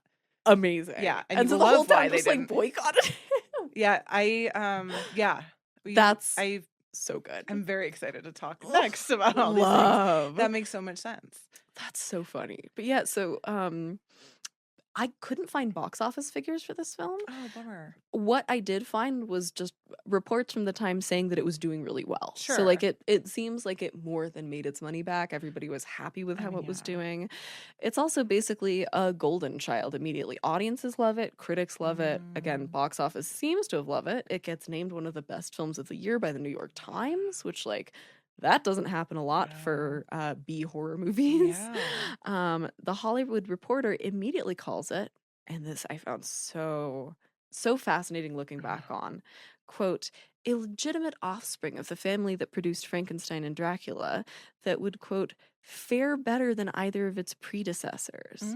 Which, of course, now people watch The Invisible Man, I think, a lot less than Frankenstein and Dracula. Yeah, like, it's I think, so funny how the wind kind of shifts. right? Depending. The idea that at the time people thought this was the one that was going to go on to have the longest cultural impact. Look at the effects, though. There is just so much to this that, like, in comparison, you know. I think this really is the one that's doing something that the others hadn't done. Yeah, which I agree. Yeah, I totally agree. And a lot of kind of what it was getting praised for was its sort of originality within the genre and its special effects, which also means that there was a lot more love being given to crew in the press than was typical, which makes me really happy because they could see, like, actually see the things. Yeah, we can see the technical wizardry. Yeah. And as time goes on, you can also see critics and audiences start to appreciate it as funny too, which it really is. It really is. I was surprised by the humor in it. But it's also, I think, particularly if you're coming off a film like Bride of Frankenstein, which is so much more of a comedy, I think I could see why you might not pick up on it as much at first, because it is a lot more like, it's a really dark comedy. Yeah. I also, I don't want to be like Bride of Frankenstein's like lighter, but I think it just like, it feels fluffier in comparison to how dense this film is. Yeah. So. Like Bride of Frankenstein feels like frothy in a good way. Like, It's a little bit, you can kind of just like enjoy it for entertainment value a lot easier than this film. Yeah, this isn't like necessarily a fun watch. Which, like, surprise that I love it so much. Shocker. It's right up my alley. But this also is like very much a like your favorite horror filmmaker's favorite horror film. Ray Harryhausen, who's the inventor of Dynamation stop motion, loves it. Joe Dante loves it. John Carpenter loves it. It's been added to the Library of Congress Film Registry. And my fave, Kim Newman, who I love bringing in a quote from, said that if you set aside Frankenstein as more of a horror film and King Kong as a fantasy, The Invisible Man is the first truly great American science fiction film, which like I'd agree with. Super science fiction-y, and that's why I think it probably like at the time too like did a lot better. Because it feels like, I don't want to be like more mainstream in that way, but it hit on those elements. It's very firmly within the genre. Kind of. It feels like one of those genre-defining films where, like, if you're looking for what is a sci-fi, for sure, I feel like you could point to Invisible Man and be like, it follows these beats. It's Like The Fly. Yeah, totally. Which, ooh, that would be an interesting pairing. That would be actually. This got released with a remastered version in 2012 for the studio's 100th birthday, which I love that they chose this film as one of the ones to do for that, which included frames that had been previously missing and a better sound mix and stuff like that. Ooh, I'd be interested to hear. Me too, because I think I watched the version that was saved on archive.org for both of our films, which it's not the sound the is kind best. of brutal in Invisible Man. Oh, interesting. The version of Bride that I watched, the sound sync was off by like a couple frames. Oh, God. It was driving me fucking nuts. Yeah, that gets me. Yeah, like just off enough to throw you. Of course, there are a bunch of other installments in this franchise, but there aren't really like Bride of Frankenstein style installments that kind of directly connect to the original narrative and characters. Instead, they sort of you get new characters played by other people. So like there's one with Vincent Price in The Invisible Man Returns. Right. There's other installments like The Invisible Agent that kind of take the basic tech and almost nothing else. Sure. But there's not like this film doesn't go on to the same kind of afterlife that a lot of these do. And it's also one of only 2 Universal creature features, along with Creature from the Black Lagoon, that doesn't get a remake by Hammer Films, which is really interesting. And I would have loved to see what they do with both of those, actually. But the character and the imagery kind of reappear throughout Hollywood. There's Abbott and Costello meet the Invisible Man. He makes an appearance in Hotel Transylvania. There's obviously the 2020 remake, which is directed by Lee Winnell, who we've talked about on the pod before. Have you seen it? I have not. I've heard generally good things about it. I mean, it's going to feel like for me, it's like basically it's just a different movie. I think you probably can't. Ooh. Welcome back, y'all. The Invisible Man attacked our camera and turned it off. And audio, apparently. It was coming out of one ear and Warren's ears, and then the camera turned off, which is a brand new camera. Yeah, and that's never happened before. Oh, spooky. So he's like, wrap it up. Yeah. Just kidding. Get it? Wrap it up. God damn it, Al. He's like, I want to get on to The Bride. It's everybody's favorite. I will say, tidbit about the 2021 originally started in 2016 as a Johnny Depp vehicle. Yikes. So like real glad that didn't happen. He's so good in Secret Window though. Ooh, he is really good in Secret Window. That's wild. Just to wrap up real quick with like a couple things from my watch notes, I will say that one of the things that I was most struck by watching this was how much it felt like the sort of film that A24 would make today. Like it had A24 energy to me, and that this felt like a very prototypical, like quote unquote elevated horror type of horror film, in the way it's like the monster is something other than the monster. Right. And it's like all of the political symbolism and allegories, the ways that it's playing with imagery to do something else, the tone of it, where it's like it's spooky and there's moments that are scary and there's really great special effects, but a lot of it is kind of living in this like dark comedy space. Like felt very it's an interesting way to put that. It had like 1933 A24 energy to me. Which I just love. Let's see what else. Oh no. At one point during the watch, my partner turns to me and just goes, "This just in, Invisible Man given away by the sound of the slapping of his own dick." And now I'm never going to be able to watch the film without thinking of that. I had like questions about that because so like, we have to go there, right? There's like certain things where I was like thinking like, okay, some things will give him away and some things won't. And I was thinking about things like that too, because he's like, I can't eat food. Yeah, he's like, for the first hour before my food is digested, you can see the food in me. But I'm like, we don't see the poop? Yeah. Do we see the cum? Yeah. Like, I need to know. What do we know? Yeah. How do the mechanics of this work? Yeah, but like dirt under the fingernails, you can. I'm just like I need the like the rules of being invisible. I need the anatomy of the Invisible Man book. Me too. Yeah, I really need to know. Thank you. Thanks. Yeah. So just had to end it on that note. All right. It's a great note to end on, to be fair. What would you rate it? Well, now after hearing things, it made me not just see him as like this bitter, because you're right, there's a lot of humanity in it. He is like a silly goofy. He is like, for me, a queer icon. He is a queer icon. I think they're beards for each other, to be Oh, fair. 100%. They both read so gay to me. Yeah. Both him I, like, and put her in a Flora. suit right now. Oh, absolutely. She's dating Marlena Dietrich right now. That's happening. Oh, it was like in real life? Oh my God. Imagine. But I would say probably, I don't know. I have a hard time rating these ones because they're just such classics. So maybe It's like a true. 4. Only Fair. done a 4.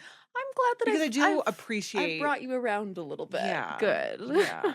Again, like, that's like character note. It's not an actor. It's not, although the way they would enunciate things fucking killed me. It was so funny. Oh my God. Also, Some things I was like, what the fuck did they do? Oh, good. Yeah. Good is what they said, not good. The way like, they what? roll R's is really hard to get around. But I Love it. also, the way he says alone, How do you say it? Don't remember. there's just I was like, distracted by all the other words he was saying. it was so, because he says that so many times when he's like, I need to be left alone. Oh, yeah. Alone. Alone. He was, I mean, what's her name was right. He was giving. Oh, he's giving. Yeah. He gave his whole pussy for that fucking role. His voice kind of killed me. Invisibussy. Yeah, Invisibussy. On that note. Let's go. We'll be right back. We'll be right back.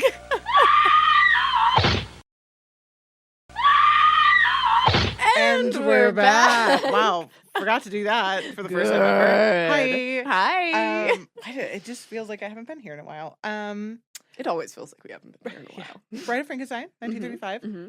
Your first time watching? No. No, not your first time watching. Just The Invisible Man. I had not been sure if I'd seen it before, and then as soon as I started watching, I was like, "Oh yeah, I've seen this." Okay. Yay. This was one that I watched in the famous Siena's first batch of horror movies when I made my mom take me to Casablanca Video Rental and pick out like what she considered like the quintessential horror. And so we watched Little Shop of Horrors, Nice.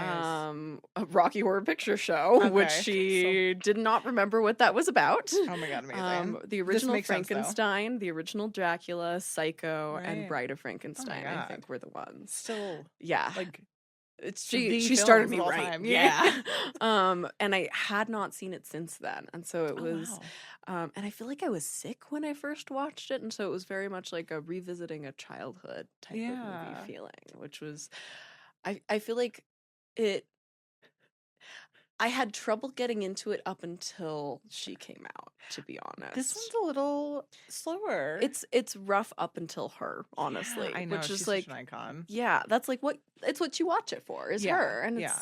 I just want her to be in more of it, and I understand why she can't be narratively. I know. I also I love the idea of having a Mary Shelley intro with the same actress in theory, but then the know. execution is so bad. Oh, it's just like a really bad stage play. It's in the so beginning, cheesy. But I love but it. yeah. And I love you can that see it's the seams in Elsa. the flats. Yes, It's so good. It's so cheesy.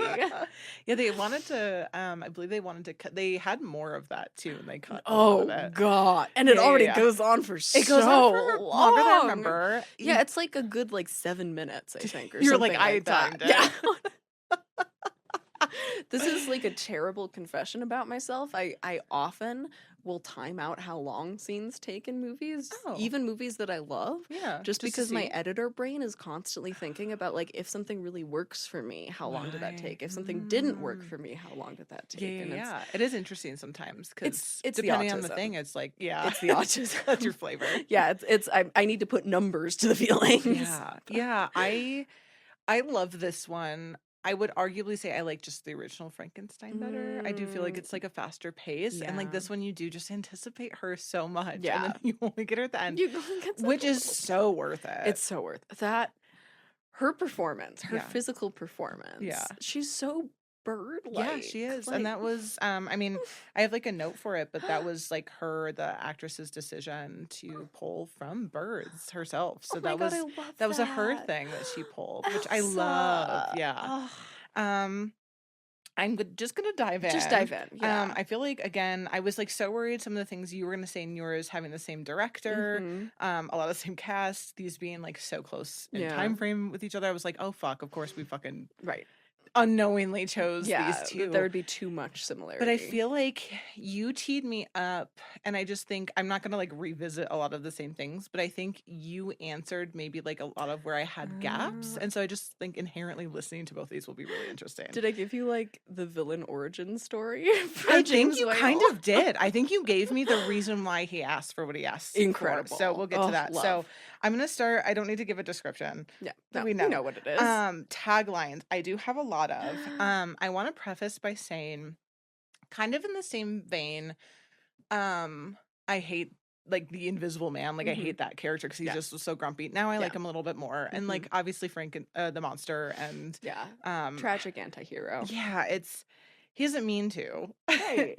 But I would say I just like hate every single man in this movie. And so I have a lot of big feelings around this movie. Agreed. I hate Frankenstein the monster. Yeah. I hate the monster a lot more in this movie than in the OG. Yeah. And I hate the men. Yes. All of them. Yeah. Which is almost everybody. I do yell. And like my thing is defending the bride at all costs. We'll talk a little bit about why she's a baddie. And why I need to like calm down a little bit. But in the same way with Invisible Man, I'm just like, everyone leave her the fuck alone. Men, fuck off. Yeah, alone. So I do have big feelings for this one too. So I would say like in the same vein, different reasons. So we'll talk about that a little in the tagline. So we have the traditional two, which are who will be the bride of Frankenstein? Who will dare? That's one. Oh, they get worse. And these are the good ones. Oh my god. She breathes, sees, hears, walks, but can she love? Jesus Christ. This sounds like a tagline for fucking like Lars and the Real Girl. I love that movie. I love Lars and the Real Girl. But true.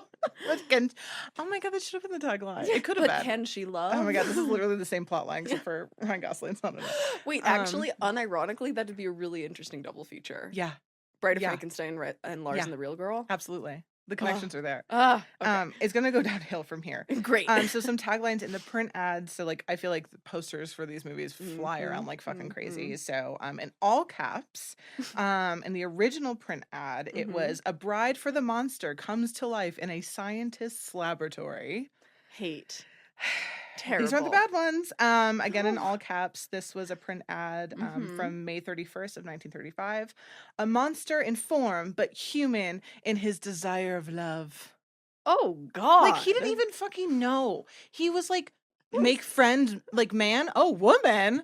Like, he was gonna settle for a genuine friend. Yeah. Or a lover, we don't know. Well, yeah. And then here... That one sounds like an ad for Bad Dragon. I don't know what that is. Bad Dragon? Bad Dragon. I'm not going to be the one to explain this on air. Google it sometime. I will. I'll use Google for the first time ever. Here's where the awful taglines come in, and this is my just like leave her the fuck alone. We have warning. The monster demands a mate. Oh my god, I love that actually. Then we just have I demand a mate. A mate ... for the monster. Oh my god. The monster talks and demands a mate. Which I would just like to say he fucking doesn't. No, demand a mate. He just wants a friend. He wants a fucking friend. Yeah. He was gonna live his life in peace with the old twink playing the fiddle in the fucking woods, making him soup and holding his hand. He wants a friend and some soup, and that's all he needs. And sleep. Yes. Just like the Invisible Man. Just like the Invisible Man. Just get these monsters some soup and some sleep. All I really want is soup, sleep, and peace. Truly. You know? But yeah, so I just hate it because they turn like the monster into this thing that I'm like, no, that was put on to him by men and society. Yeah. He was gonna be fine. The monster's so I hate not it. the problem. Yeah, he's not the problem. Yeah. We're gonna jump right in with talking. I have some facts about our director, James Whale, which I'm very happy you kind of didn't dive in too deep, but much like the Invisible Man, he also did not want to do Bride of Frankenstein. Incredible. Yeah, this man was like, I have demands and they must be met. So Universal Pictures even had considered, so he didn't want to be a part of it. Obviously, he had issues with yours. We kind of know why. And Universal was considering doing the sequel without him, which now makes sense because they were potentially willing to do Invisible Man without him. I didn't have that backstory. But it took them from the first Frankenstein film, so 1931, it took them 4 years to get him to say yes. So obviously he was making this your film. So it took him all that time. So what finally made him say yes? This will make sense. One of his stipulations for taking the directing job for Bride was to have complete artistic freedom. Interesting. And so Universal Studio head Carl, I always forget Lemley, which there was a theater in North Hollywood, and that was my movie theater I used to go to. I love that. He was on vacation. And where was he? He was on vacation in Europe. He gets the call from the studio being like, James Whale finally 4 years later says yes, as long as he has complete artistic freedom. And he was like, don't fucking bother me with this. Absolutely fucking yes. I'm enjoying the rest of my vacation. We have the guy. I have my vacation. So they gave it to him. That's fascinating. They fought for him, and I think it's because of all the back and forth he must have had in those 4 years with your film and everything else. Quick question. I'll explain where I'm going with this. Do you know if there was a Spanish language version of your film? I do not. Because when I came in today and I was like, I'm trying to research a tidbit and I can't find this information. Part of what I was trying to find out was why wasn't there a Spanish version of Invisible Man made? And I like went down a weird wormhole about this, and one of like the theories that I found on like like Universal Monsters like fan forum was people talking about allegedly Lupita Tovar, the actress who's in Spanish Dracula, was having an affair with Carl Laemmle, and so he only wanted to do like Spanish language adaptations that had like a juicy female role for Lupita, and they were like, "There's not one in the Invisible Man." He wanted to give that to her. Yeah, so I don't know if that's true. Again, I was trying to research this, wasn't able to find enough before the podcast started. But there's a little bit of tea. Just a little bit of tea. So just like thinking about Carl Laemmle, I'm like, I wonder if Lupita was with him on that beach. Yeah, probably. Getting her tan on. Right? And her money. But so again, 1931, they wanted to make it immediately after Frankenstein because it did so well. So makes sense. They had these immediate plans to do it, had to wait for him. So at the time, James Whale was like, I'm just done with this franchise. I don't want to do another thing. He said, quote, I squeezed the idea dry with the original picture and never wanted to work on it again.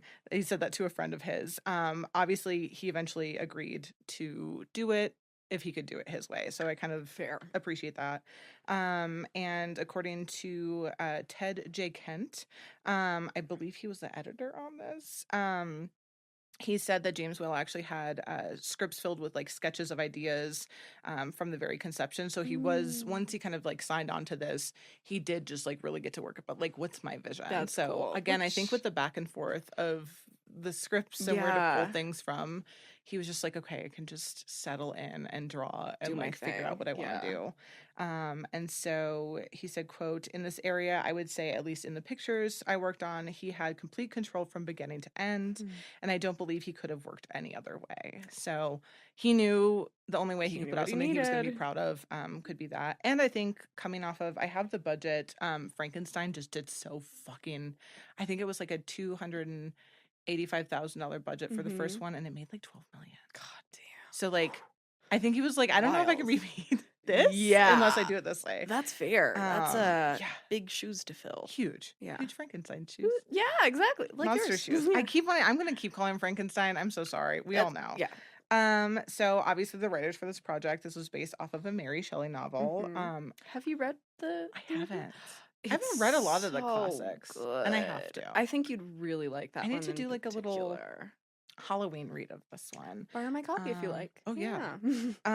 Or get one of Beasley. Yeah. I was gonna say we've had pretty ones too in the past. I didn't realize she was only 18 fucking years old when she wrote Frankenstein and 20 when it was published in 1818. And her Frankenstein novel, for those that don't know, I think we all do, but I'm going to give a little history, was considered an early example of science fiction. And Mary was also a short story writer, dramatist, biographer, traveler, and then edited a lot of her works of her husband, Percy, which is really cool. She's also the daughter of a famous proto-feminist scholar, which I love. Her mom, Mary Wollstonecraft, was the one who wrote Vindication of the Rights of Women. I know, I love. Is that where she gets her? That's where her middle name's from? Yeah, that's where Wollstonecraft's from. Yeah. I read that for the first time. I was like, oh shit, why does no one ever put that out in the way that they should? Yeah, which I feel like that runs through her work a lot. It's like she was brought up by a powerful lady. Yeah. Although I think her mom, I can't remember if she died in childbirth, but I know she lost her virginity on her mom's grave. Anyway, yeah, continue. Hey, Saltburn. Yeah. Hey! So, something I wasn't sure of is if the bride was in the original novel. So for those that don't know, the answer is like kind of.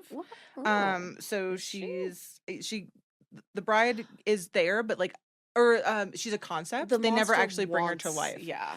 So the bride. the idea was there. I love that James Whale kind of like pulled that out, like what if she was made, which I think is a wonderful question to ask to bring us this. It is, and I feel like I would have loved to see a Mary Shelley sequel, like if she had written a follow-up to her own book, especially given that she comes from this like line of feminist writers. Like it would have been really cool. Yeah, I'm curious of where it would have gone taken from there. But we had James Whale brought it to life for us, which I kind of love. As we kind of go through the notes, his vision of her and why I think doing these notes made me, just like Invisible Man, a little less angry. So we have 2 more writers on the project, which we will talk about later, but we have William Hurlbut and John Balderston. No. What names? Yeah. So William, he did 1933's Secret of the Blue Room and 1934's Madam Spy. And then John had worked on the original Frankenstein film and then also did 1992's The Last of the Mohicans. Oh, okay. But we'll get into talks of how they got brought into this. So cinematographer John Mezcal is who I have. Was he yours? He was not. No. We said that was the first. Mine was Arthur Eaton. John Mezcal, he bless him. There was a lot of alcoholism on this set. Amazing. Just gonna preface with that. So trigger warning for anyone who has, we will be talking a lot about that. Right. So he also had a drinking problem. And it became so problematic that the studio actually had to provide cars for him to get home safely from set every single day. Despite that, and the studio, like everyone being very aware of the problem that he had, James Whale actually praised him as a cinematographer, which I think is so funny. He basically said that he liked that John was able to work fast and didn't waste time fussing with cameras and lighting. Oh my God. So I'm like, okay. Because he was drunk. Yeah, he's like, probably couldn't fuss with them. Yeah. He was like, that'll do. But he said he was still very good at his job. So I mean, it looks gorgeous. I guess he got the job done, but I'm like, could we have taken care of people on this set? Jesus Christ, yeah. Yeah. And then we have composer Franz Waxman. Okay. He did 1950s Sunset Boulevard and then some episodes of The Twilight Zone TV show. And then just looking through his resume, if his name sounds familiar, he did like 177 projects is what it looks like on his IMDb. So he is splattered throughout Hollywood. Yeah. And James actually chose Franz as a composer after hearing his score for a film that I'm unfamiliar with, but it's 1934's Liliom. Liliom, Liom. So he heard that, basically like brought him over to the project. And Franz actually, he has like those little notes that you hear when the monster kind of gets on screen. There's like 4 little note cues that we hear in a few scenes. And that score actually went on to inspire a few notable projects, including 1977's The Incredible Hulk, which uses like basically an almost identical like few notes thing. So when the Hulk comes on screen, they do the same notes basically. And then a musical soundtrack for Flash Gordon and Buck Rogers serials. They kind of used some of the music from that as well. I think my composer also did some work on Flash Gordon. Oh, funny. So, yeah. I wouldn't be surprised. Again, you kind of talked about like how a lot of this stuff gets recycled. Yeah. So interesting. So those are the 2 notable ones that I wrote down. Unlike your film, we took Boris Karloff. He is ours. He's our monster. We brought him back. We kept him. Yeah. They give him a project after. They're like, you can be Frankenstein again. And I mean, he's so good at it. He is. Just what he a kind of performance. went through hell on this production though, Boris. which makes me feel really bad. I'm hoping he was a really nice guy. Yeah, I've heard good things about him as a person generally. Yeah, is my impression. Let's hope. For a man in Hollywood, let's hope. So obviously he was in 1932's The Mummy. He was he's Frankenstein, the original Frankenstein. He's in The Black Cat. And I always forget that he's the narrator in the original How the Grinch Stole Christmas. Oh my god. So I have him tattooed on me right now, technically. Well, I have the Grinch. You do. But I have like little pieces. His voice. Yeah, I have his voice. Yeah. Just it's a little sound wave. You scan it and you can listen to it on Spotify. There's just like a QR code. Fucking kill me if I ever do that, everyone. Please don't. So brought him back over. And sadly him and I don't know if this was happening again and this in between time, but him and James Whale did not get along at all. It was super strained. It had kind of set to be strained a little bit after Frankenstein is what they say, and then it kind of really took a turn on the film set for this. Oh, no. And they'd done another project in between too. Yeah. So there's reports that oh god. And I don't see this, that James Whale took like sadistic pleasure in doing these like takes after takes after takes after takes. And at the time Boris had like a previous back injury or like a bad back, feel that. And so like he would have to do these scenes and it's just people were like, do we need to do another one? So that was kind of the consensus. So I feel really bad for him there. And then I think I have some reasons why, I can't remember if it's him or not, why it gets worse, but they kind of just didn't get along for that. I think it's just different personalities working together. We have our girl, Elsa Lanchester, who is the bride. Amazing. And Mary Shelley. Yeah, and she's Mary Shelley. So she's one of two people that has a like dual role in the film. Una O'Connor, so our icon. She also plays Shelley's maid, who's holding like the leash when the dog's about that. Dog's off screen. So she kind of gets her like little James Whale loved her. He just couldn't get enough of Una. Yeah. So she gets in there twice too. But unlike Boris, she loved being on set. She loved working with James. So I'm very happy to hear she had a good experience. They loved each other. Okay. Yeah. He's just like Una or Elsa? Una. Oh, Elsa loved it. Good. Yeah, Elsa loved it too. So that. The women on set loved him, and there is reasons why. I kind of love that. Yes. So she said, quote, that she admired both his method of directing, unlike Boris, and the pleasant atmosphere he created around him. So I'm glad that he made the women on set someone feel okay in the 30s feel good. Yeah, he made someone truly. feel good.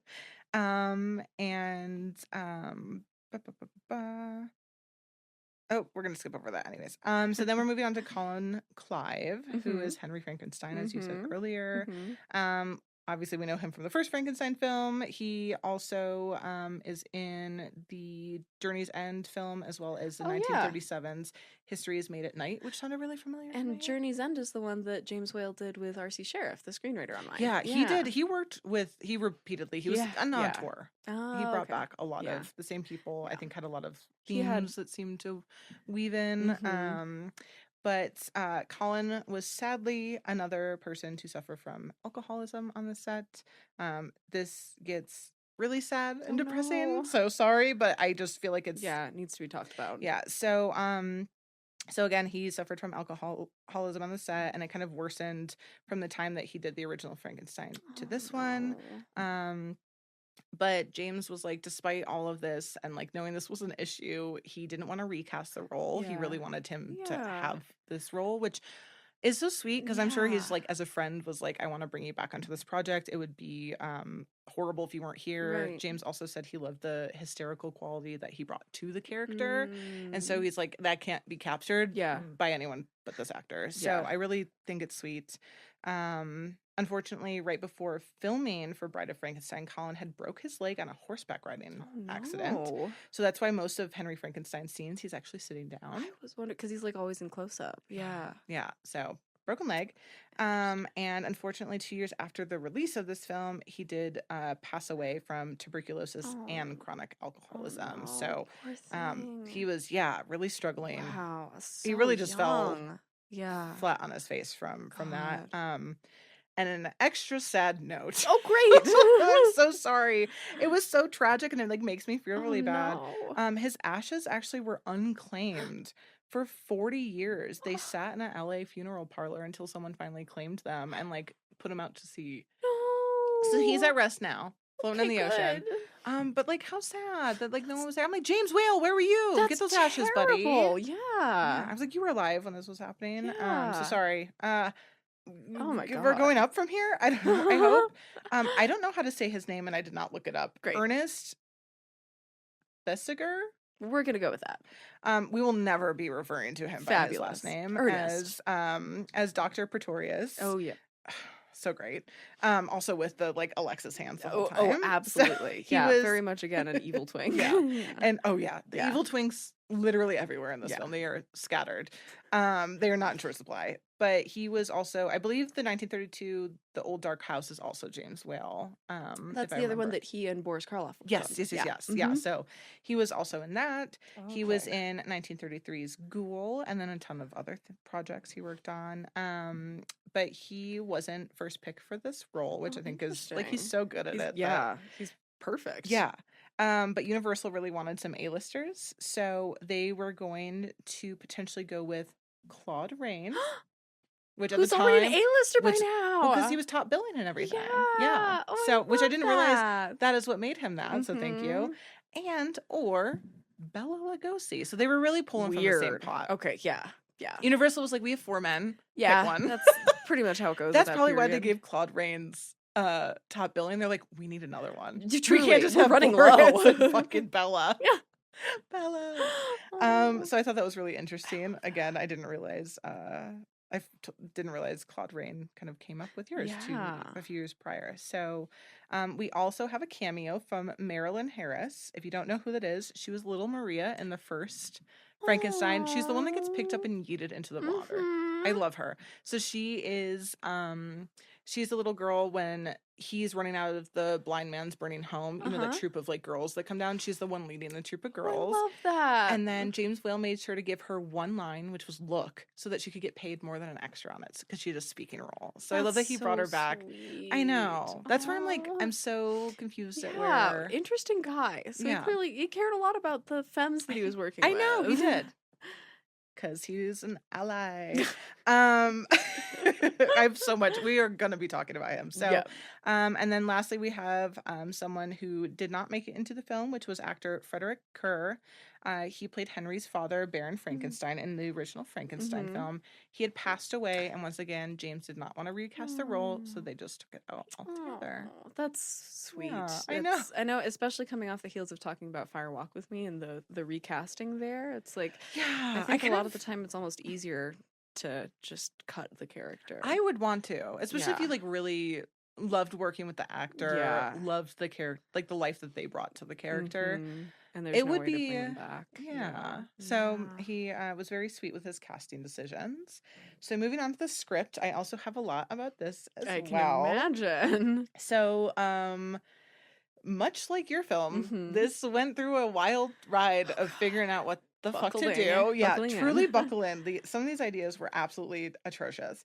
So, the preparation for the sequel, obviously, like I said, began right after the premiere of the original Frankenstein. Mhm. And so again, as they were trying to pull in James before he finally said yes. So you got to think, he said yes 4 years later. So all of these things were happening Jesus Christ. much like the Invisible Man, Yep. where he was like, I'm not fucking doing I refuse, that. I refuse, This I refuse. is atrocious. Right. So, so during this time, they had many story outlines that were entertained. All of them failed. Great. Because they're all bonkers. Mhm. So, before 1931 came to a close, we had Robert Florey. Mhm. He, Oh, who I talked about almost Was he- directed mine. Yeah. oh my God, this man. Mhm. Yeah. So he immediately went for a pitch. Great. He obviously did Wolfman. Mhm. So he submitted a 7-page story outline for a follow-up movie called The New Adventures of Frankenstein: The Monster Lives. That was his idea. Oh no. It was immediately turned no. down as well. Was he the one who got immediately turned down? I think he was the one who was working with the guy who did the invisible octopus. script, Oh, if I'm God, remembering yeah. correctly. Yeah, they also were like, Robert, what are yeah, you doing? Robert, no. Robert, sit down. Go home. You're drunk. Yeah. So, another outline that they got was a very bizarre plot in which Dr. and Mrs. Frankenstein change their names and go into hiding in the circus to get away from the monster. They go into hiding. Let me repeat that. They go into hiding into the circus, change their names to hide from the monster, who then finds them Right. like a lost puppy. And apparently then, in the little words he has, angrily petitions the doctor for a mate. So in this one, he demands for the mate, actually. But then, if you thought, oh, this can only get better from here, it doesn't. In this, he gets eaten by some trained circus lions instead. Oh my God. Which, I'm not gonna lie, kind of reminds me of a Tales from the Crypt like episode. I feel like something like that feels could like that happen. sort of energy. Yeah. But yeah, so that's another one that we got, and the studio was like, no, thank you. Amazing. Yeah. And then you hear that, and you're like, oh, I think this film needs more sci-fi doom. That's what we need in this. Right. There was a pitch that had that. Great. We had Dr. Frankenstein murder the monster with a death ray at the League of Nations headquarters. That was also a pitch. That's And I said that reminds me of Mars Attacks. Yeah. I don't know why I honestly. guess Mars Attacks. Like, it would be terrible, but I want to see it anyway. I kind of want to see it. Yeah. Laser. So those were just a couple that we plucked out. There were so many more. So by the time James Whale finally came around, I'm sure the studio was calling him constantly. Right. And he was working on projects. It seems like Invisible Man did well. They were like, we absolutely need you for this. He then was like, if I can have creative control and I can work on this, I will do it for you. But I'm not doing these scripts that you're pitching me anymore. So he had first... So he kind of wrote his own script outline, and then that's where the first screenwriter, he had Balderston work with him. So they worked on a new version. This is where they kind of drew inspiration from the novel's subplot of the demanding of a mate. So the thing that doesn't get developed. But James still didn't like working with this guy, so he was like, I'm going to take a pause on you. I'm going to bring in another screenwriter to work with me to kind of finalize it up. They're the two that wrap it up. So he ends up bringing on playwright William Hurlbut Amazing. and Edmund Pearson. So they kind of work to finalize this up into production together. So it kind of gets handed around a little bit. And then you were saying there was also an uncredited writer too, which I didn't even see in my notes. So there's I think it was while I was on I think it was maybe while I was on RC Sheriff's page, but there's somebody on mine who was uncredited but shows up on IMDb as somebody who worked on yours. Okay. I didn't read too hard into the IMDb on this one. Don't worry about it. I feel like we've seen that a lot too, where there's just like uncredited sources on stuff. Again, like he doesn't even credit himself as a screenwriter on this. So talking about budget, we obviously know mine went over what yours was. I'm not even gonna make you guess because you kind of know. It started out at $300K was what the budget was, but then they actually ended up shooting. It ended up being around like $400K, so they went $100K over, and that's because they shot 10 extra days. So they were originally supposed to do 36 days, ended up doing 46. That's long for that point in film history. Oh my God. It's so I still think that's a pretty decent budget for this at the time, for being like the second coming off of a film that made them like 12 million. Yeah. And then for them to only throw, so the original, do I have the original? The original one was $262,000 to make. Wow. I'm surprised they didn't throw more at it. Yeah, I would really surprised they didn't throw more. I was going to guess at least $500K. Yeah. That feels about right, going from like especially what it was. And especially given that he had like about 328 on mine 2 years before. That's wow. Yeah, they kept it really, they were trying to squeeze. Yeah. I mean, also again, Great Depression. That's studio true had been shutting down on and off. Yeah. Which is a wild time. Truly. And kind of like a fun little tidbit about what Boris and James Whale made. Mm-hmm. They each earned $2,500 per week for their work on the film. Oh, I love that And it then was equal. yeah, and then Ernest made 1,000, which apparently at the time was what Bela Lugosi was making. Huh. So I kind of like that he was Interesting. matching a top billed Yeah. dude. That's really cool. Yeah. So I wonder if he was like the next. We don't know. I don't know. I didn't research Ernest. So moving on to production, they kind of publicized this film that they were going to make a second one like immediately, Interesting. which is kind of wild. Even though he didn't start work, like even in 1933, they had like things in the paper right. and like marketing going out for this film that they didn't even know what it was at the time. And it was actually, they called it The Return of Frankenstein is what they were calling this film. So terrible title. yeah, I'm like, why would you even? I think they wanted to like keep the hype, and probably they were worried about the shutoffs. Yeah. Of like, are people going to care? Are people going to want this? I guess like, that does kind of, especially if you've just turned a huge loss and you're trying to figure out ways to get money back in the door. Yeah, it makes sense that you're like, oh, but don't worry, we're working on a sequel to that one remember you really liked. Yeah, remember the movie you really liked? Yeah. We have another one coming out. Yeah, this is we what don't it's know called. when, but yeah, we don't know what it's about. Yeah, but There's there will be another. And so they did, obviously, once they got James, it pretty much was like a go from there. And they started shooting January of 1935, and they famously shot the entire film on the studio backlots of Universal Studios, which I'm going to talk about the sound stages that they shot on because I think that's really fun. And when I used to go to Universal when I lived in California, like doing the tram tour, if you haven't gone or if you've gone to Universal, do the tram tour. It is so fun. It is one of my favorite things. It's so just, I don't know. It's just fun to go back and like see these places, and for the film nerds like us, of like the magic of it all. Yeah. So they with the exception of the street scenes on the backlot, which they like the village prison set was used again in Bela Lugosi's The Raven. They were obviously mostly shot on the sound stages 12 and 28, which are both super famous. So soundstage 12 also hosted 1954's Creature from the Black Lagoon, Aww. as well as Scarface, Back to the Future, Batman Returns, and Jurassic Park. Wow. And then soundstage 28, I found out was sadly demolished in 2014. So before I even like had gone to Universal Studios, and was a very historic stage. It was known as the Phantom Stage because at one end of the stage, there was the original sets for the Paris Opera House, built for the 1925, the Phantom of the Opera, that always lived there.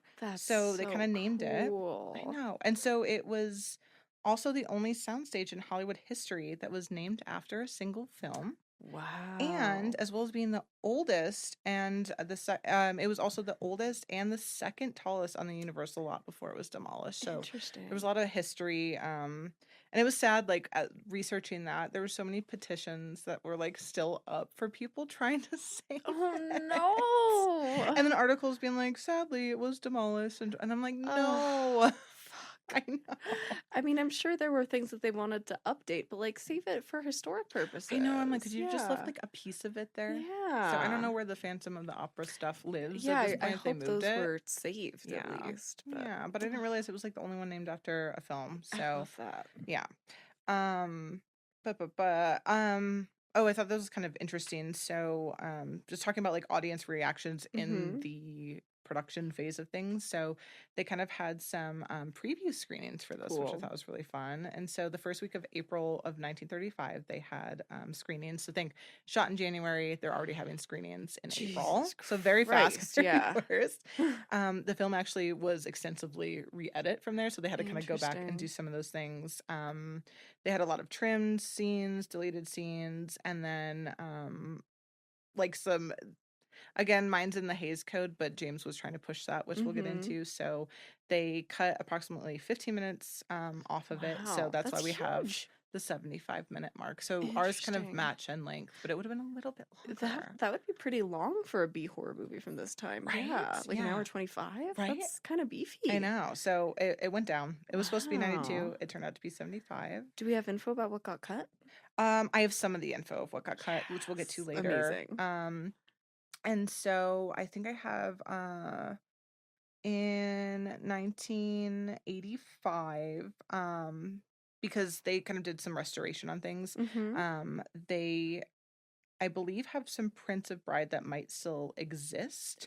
And in 1992, it was rumored that the Library of Congress had unearthed the nitrate print that had been copyrighted in 1934. So they kind of like, there's rumors. I don't know. I didn't like fact check if there is stuff, but I'm thinking there's stuff floating around. So if anyone knows where to get those, or if we want to sleuth a little bit after this, I think there might be something. Whether the public can have access to it, I don't know. But like, damn. That'd be really cool. I want to know so bad. There's also like a tiny little like 30-minute making of on YouTube, which I totally fucking forgot to watch. Whoopsie. It is loaded on my computer right now. There is a tab. I hate it when I do that. I didn't have time. Yep. I watched Invisible Man very late last night. So there is like a little footage. What it looks like, I couldn't tell you. Yeah. So your guess is as good as ours. Yeah. So moving on to special effects and kind of like the makeup. Obviously, you walked us through exactly how they did the jar scene with the tiny little like Pope and people, which again, it's so incredible. Pristine. Yeah. By the time they did yours and did the most with your this must have been easy by comparison. Easy peasy. Yeah. Barely any camera movements. Just holding on it, just actors in the background kind of moving, but not really. So I feel like they had it kind of easy. So we have two of the people that I want to kind of note for this. We have John Fulton, who did, he was the one that did yours, right? That's my special effects guy. And then David Horsley. Did you have him as well? I don't know if I had him or not. The name doesn't ring a bell. He did Abbott and Costello, Meet Jekyll, Dr. Jekyll and Mr. Hyde, as well as some like 50 sci-fi films as well. Cool. And then these two work together specifically to do the miniature scene. So that's what they were brought on for. Makes sense. Obviously they did the Black Velvet, the whole thing. Nothing changed. And so talking about the monster, we have Jack Pierce, who was a fucking diva. He was legendary, like monster maker who worked on the 1930s and like through the 1930s and 1940s. He was kind of like the guy that they would have do all of this makeup. The Monster Man. The Monster Man, the Monster Makeup Man. So he reportedly the monster's makeup took like 3 to 4 hours. Some say 5. God, I can imagine. Yeah. So that's how much he took, and then he did both his and the bride's makeup. Oh, cool. But because of that, he had to kind of focus on one at a time. So they never really got to shoot together when they did the little bit of their scenes. Wow. Because one would have to be in makeup. The others would have to go to set. So they kind of barely spent time together. So if you notice in the edits, they're not really in the same frame. I think you have like maybe 1-2 shot of them when he like tries to hold her hand. Yeah, that's pretty much the only time they spent together because he had to do both their makeup. And so Karloff's monster makeup from Frankenstein 1931 to Bride of Frankenstein was very similar, except for the difference of the kind of burn he acquired while coming out of the windmill being on fire. Makes sense. Yeah. But I thought it was really cool. So he had like his singed, like his hair was singed on him. He had his burn scars. And if you really, really, really pay attention, you see those wounds start to heal throughout the film. Oh, that's devotion. Which I'm like, in 1935, to spend the detail on this film to like make his makeup heal and show this passing of time, I think is really, really interesting. Especially in black and white, because it can be so much more forgiving to something like that. Yeah. But it would be really easy to just be like, nobody's going to notice. Yeah. No. But yeah, so I'm wondering if we can find it. This is like a moment we could find clips to like show start of film versus end. But I thought that little attention to detail was really, really cool. That's so satisfying. It reminds me of like in Die Hard where they had like 100 and something the shirts? versions of John McClane's shirt. Yeah. So yeah, I think that's an interesting thing to pay attention to. And naturally the monster makeup, the outfit kind of had challenges with it. Can imagine. Yeah, some you can expect, some you won't expect. So it was reportedly so hot inside the suit that over the course of filming, he lost 20 pounds. Oh my God. And would have to like take breaks and like rest in between so that he wouldn't fucking pass out. Poor Boris. Yeah. And just to remind everyone, I looked it up. He was 46 at the time when he was doing this. Bad back, director making him do take after take. On top of that, they were filming the scene where he kind of emerges out of the burnt windmill at the beginning. He had slipped and fell into the fucking well.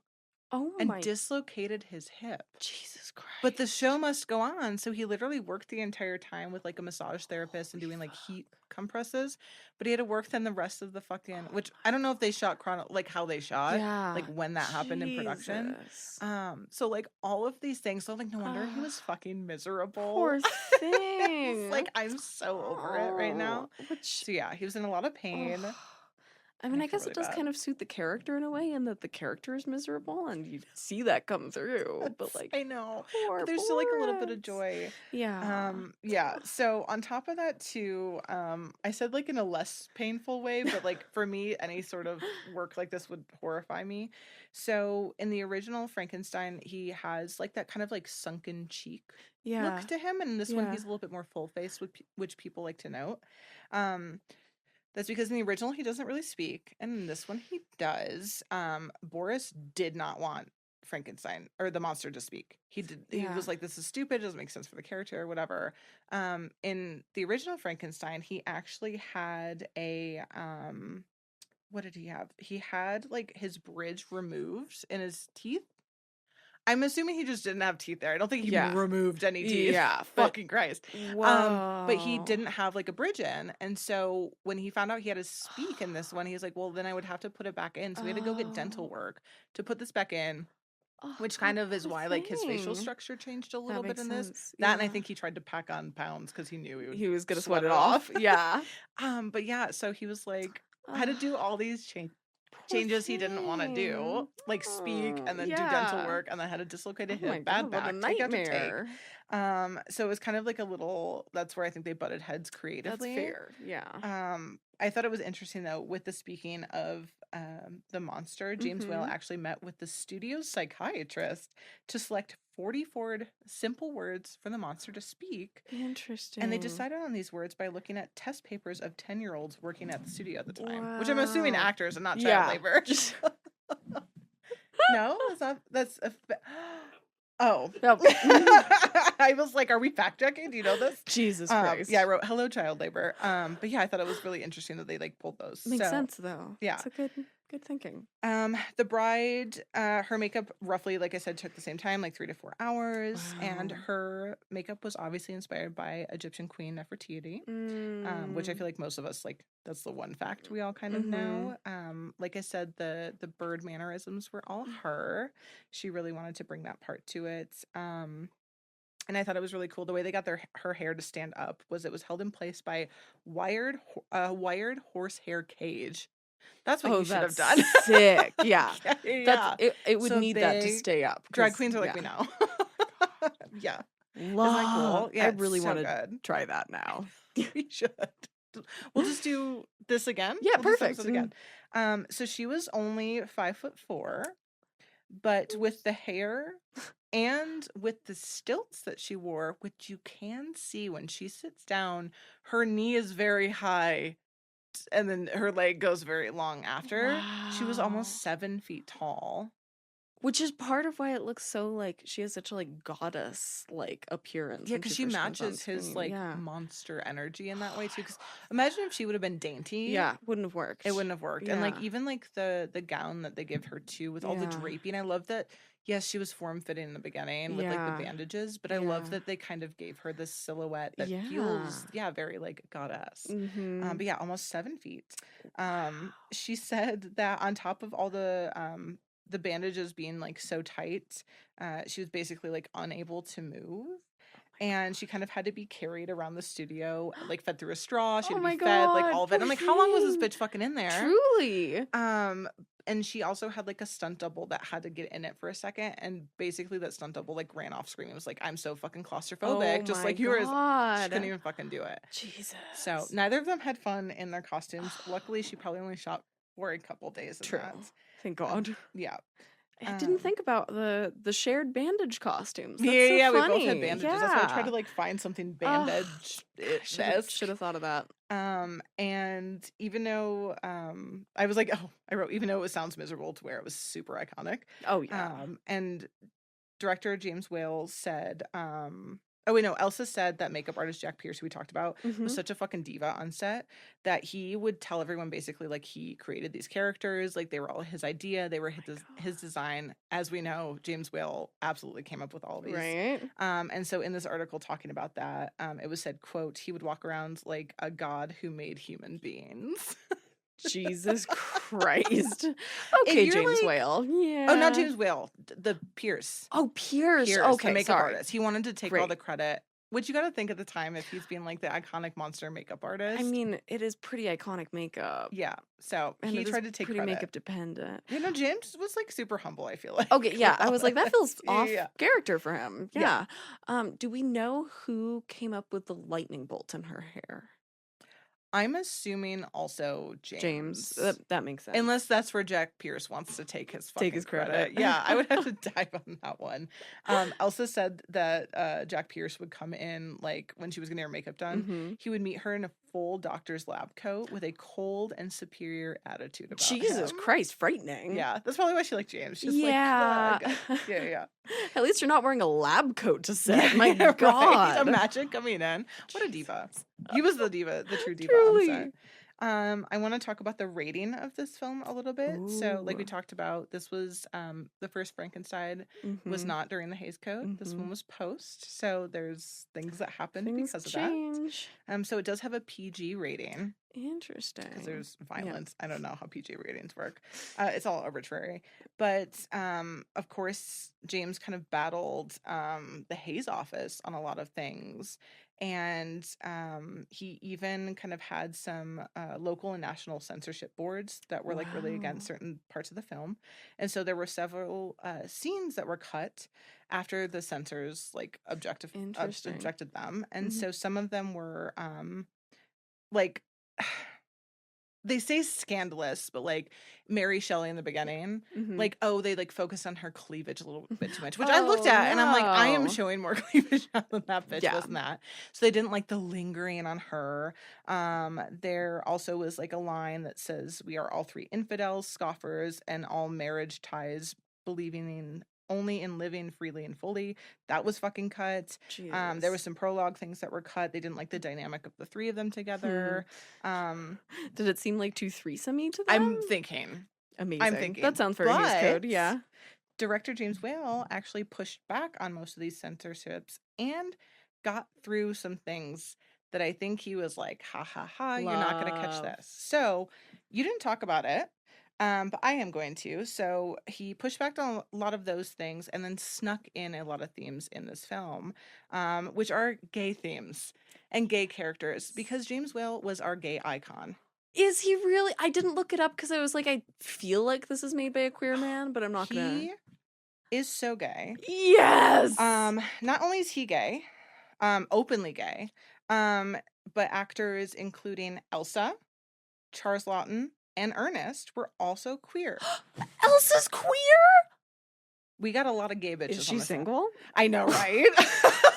Isn't she so like she is like ethereal? Yeah. So this was a gaggle of gays Ugh. working on this film, which is why learning this, I feel a little bit okay with what happened. So, Mhm. not only so like the themes in this, not only just like Reanimator, two men create life together. Mhm. And the only successful loving relationship was actually between the hermit and the monster. I was sorry to interrupt, but I was thinking about this a lot with mine too, just where like it's two men teaming up and one of them is constantly threatening the other that he's gonna take his pajamas off. Yeah. Like No, when I looked up like James Whale and being gay, yeah. so much about the Invisible Man came up too. So I love this It's theme in so his gay. work. Yeah. The bride rejecting men, Oof. which I love. Mm. Also, like people like to point out kind of the campiness of the bride of Dr. Pretorius, which is something we see a lot with like queer characters or queer coded characters in horror. But I didn't know this. James Whale is not only a gay director in Hollywood, he was openly and outspoken about being gay in Hollywood at this time. Icon. And he actually had a partner of 23 years who he met in Hollywood. So in 1929, he met producer David Lewis, who they were in, I don't know what happened after 23 years, but the fact that he was so open, hired queer actors, and kind of put these themes into this film that like went under everyone's fucking noses, and I love him for that. That's so satisfying. And so it just makes me like, that's why I think the female, ew, cut that out. The women, the females, the females, that makes me want to throw up. The women on the set felt so safe with him. That makes sense. Yeah, it's just he was he's our little. That's so interesting because that's part of my partner when we finished watching Invisible Man was like, it feels like this whole film is about like gay panic, and I was like, it does, but it doesn't feel like homophobic to me. Like it feels like it's siding with. Yeah, well, it also was like a lot of people in the articles that I read. I have like a ton of sources for this one, but a lot of articles I was reading was just even talking about like the implications that people put on queer people in society. It's like, you know, the bride was like in the closet, or like she didn't want to be outed, or maybe didn't know her sexuality, and so like this, you know, telling her she has to be married and has to conform and have to do all these things, and she's like, fucking no, I'm not fucking doing it. And also like to a point too, I'm like, the monster feels like a queer character who's he didn't want a female mate until they told him they like forced that on him. Assumed that that's what he wants.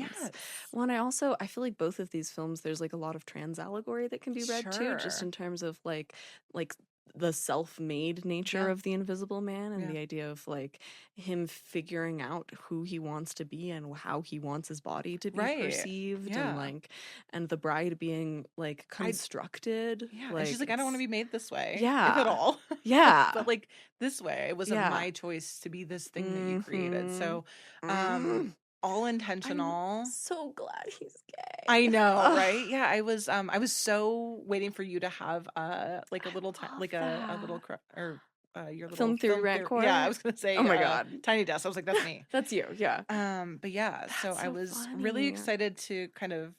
I love that I didn't discover that, and that you could bring that to. Yeah, because there's a lot of discussion around Invisible Man with queerness, which I think is really interesting. Which that's why like the tones of these, I'm so happy that we accidentally chose. Yeah, really two sides of the same coin. Yeah. So for that, I feel like I came around with this film in the same that you made me come around with Invisible Man. I almost like thinking of them as two sides of the same coin. It almost feels like it's like the Invisible Man is like. Feels like it's about a lot of like the negative emotions around coming out, and like the bride is like kind of around the empowerment of it. Like it feels she kind of owns it. She's like, absolutely fucking not. This is not happening to me. So I think it's too like the creative control that he got as a director too, and as an artist. Like he finally got to kind of tell it and shove it in people's faces post Hays Code time. He was like, give me creative control so I can make it gayer. Yeah. What an icon. I know, I love him. I love him. Yeah. There's I came across some like indie artists that have done portraitures of him and little bios of him, and I just like, I kind of love the love I see for him online now. Satisfying. I'm very excited that we kind of discovered James Whale in this way.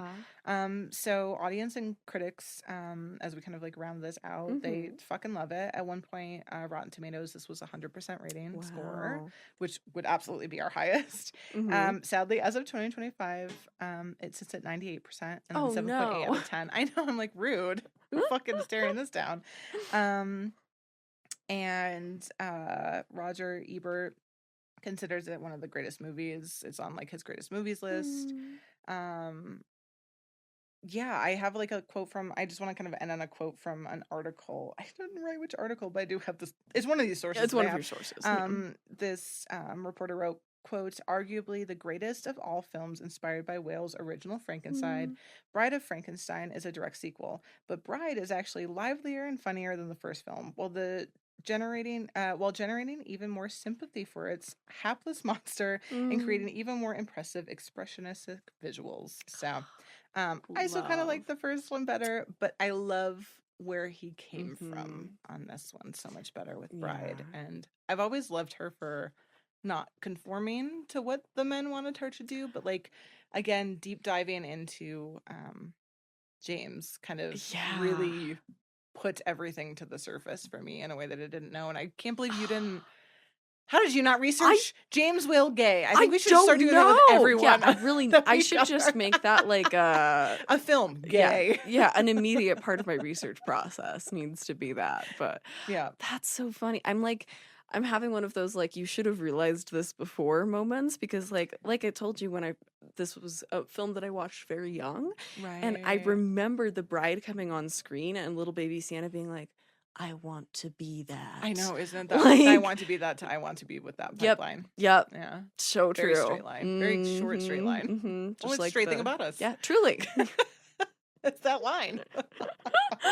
Oh God. But she is like she's such a like queer icon. I know. I think it's funny looking back, like all the horror films that we grew up with and love they're all gay now. Sense. Yeah. Everything you love is gay. Truly. But yeah, I was I think I'm happy to come around. I mean, I love Bride of Frankenstein, but I had problems with both of the main characters of these films. Yeah. And this gave me a renewed appreciation of Bride, and also I just like Invisible Man just knocked it out of the park for me from the beginning. Yeah. So yeah, these were fun. I'm so excited about these ones. Yeah. Oh my God, I feel like I just babbled and I had been worried that this was going to be a hard one to research because they were so early. I was like a little scared that there wouldn't be a whole lot of documentation, and this was a beefy one. Yeah, 11 pages I had. Ooh, mine was only like 7 or 8, but they were beefy. Do we want to tell people what we're doing next? We just decided. Well, we knew the one. Yeah, well, again, by the time the next one's coming out, we teased up Carrie and how we're doing an anti-prom at the Jean Cocteau Cinema, because we're also covering Carrie. Finally, I feel like it's about goddamn time. I know it's one that's been a listener suggestion that's come up a lot. Oh yeah, I think it was like one of our first obvious reasons. Yeah. And I think it might be. Is that our first Brian De Palma? I think it's our first Brian De Palma, which is exciting. Yeah. I'm really excited to rewatch it. Am I doing that one? I just realized we never talked about that. Okay, good. Yeah. Thank God. Because I'm like, movie. I'm holding on to that one for dear life. Nobody's going to pry it out of me. It will make sense. I'm going to be doing Jawbreaker because both of these have, which I completely forgot about. We had to research it. Yeah. They both have iconic prom scenes. And it's prom season. Not for us. Anti-prom season. Anti-prom season. So I'm excited because we were going to do Jawbreaker with Heather's, but again the prom I forgot it's like end of school year, so I think it makes sense. And I had pitched Carrie and Teeth for favorite period films, which is funny, but I think we really needed to do a prom pairing. And also I feel like Teeth deserves something else. I don't know, for whatever reason my brain is like you should pair Teeth with Tusk, and I don't know if they'd have anything in common, but that'd be really funny. Hilarious. I feel like it would be a funny pairing. Loss of control of body a little bit. Yeah. I mean, a lot of it in the one. Puberty gone wrong. Just immense stupidity paired up with. I don't know. I feel like Teeth and Tusk, there's like a. We should just do it for the there. name. Yeah, just for the name. Do it for the bit. But yeah, I'm excited to talk about those ones. Again, tickets to the anti-prom should be on sale. We're doing like a sponsorship for it, so we're doing like little giveaways and goodie bags will be included. I believe in ticket price. You'll know. We don't know yet, but you know now. You get there and it's just me and Al dumping blood over every person as they walk in. I did talk about the blood station there. Yeah. So that, and then what else do we have? Oh, we're playing Aliens for Mother's Day, which I just watched Alien Romulus. Holy fucking shit, was that good? Fun. It was incredible. Interesting. I've heard incredible. Very divided reviews on that. People either hated it or absolutely loved it. It was amazing. It was so fun. So we're doing that. So tickets on sale at JeanCocteauCinema.com for those. Again, link in bio to vote for us. Vote for us, Best New Mexico podcast, which would be like a wild thing to have. Yeah. But if you want to see us drenched in blood, vote for us. I feel like I can at least safely say that we would give the most theatrical awards, we can go up there and just fake cry and then exactly. Yeah. We will make it a show. And if you're listening the day or couple of days after this comes out, come to Housey with us. Is there? Fun. I think that's it. I think that's all our things. So We many are things. doing a lot of things. Otherwise, thank you, Warren, for listening to us. Thank you, Trav, for Watching things. us, for rescuing us when the camera died because the Invisible Man didn't like how I was talking about him. Yeah, he did it. Thanks, I Theo love Schaefer. him. Why are you attacking this? This is all a pro He was giving you Invisible a little Man wink. podcast. He couldn't wink. You couldn't see the wink, so he had to shut the camera off. Oh, yeah. Camera's eye. No. And thanks, Theo Schaefer, and Thanks to you all for listening to Splice and Splatter, the official film podcast of the Jean Cocteau Cinema in Santa Fe, New Mexico. We're classic horror meets modern gore. Until then, We'll be right back.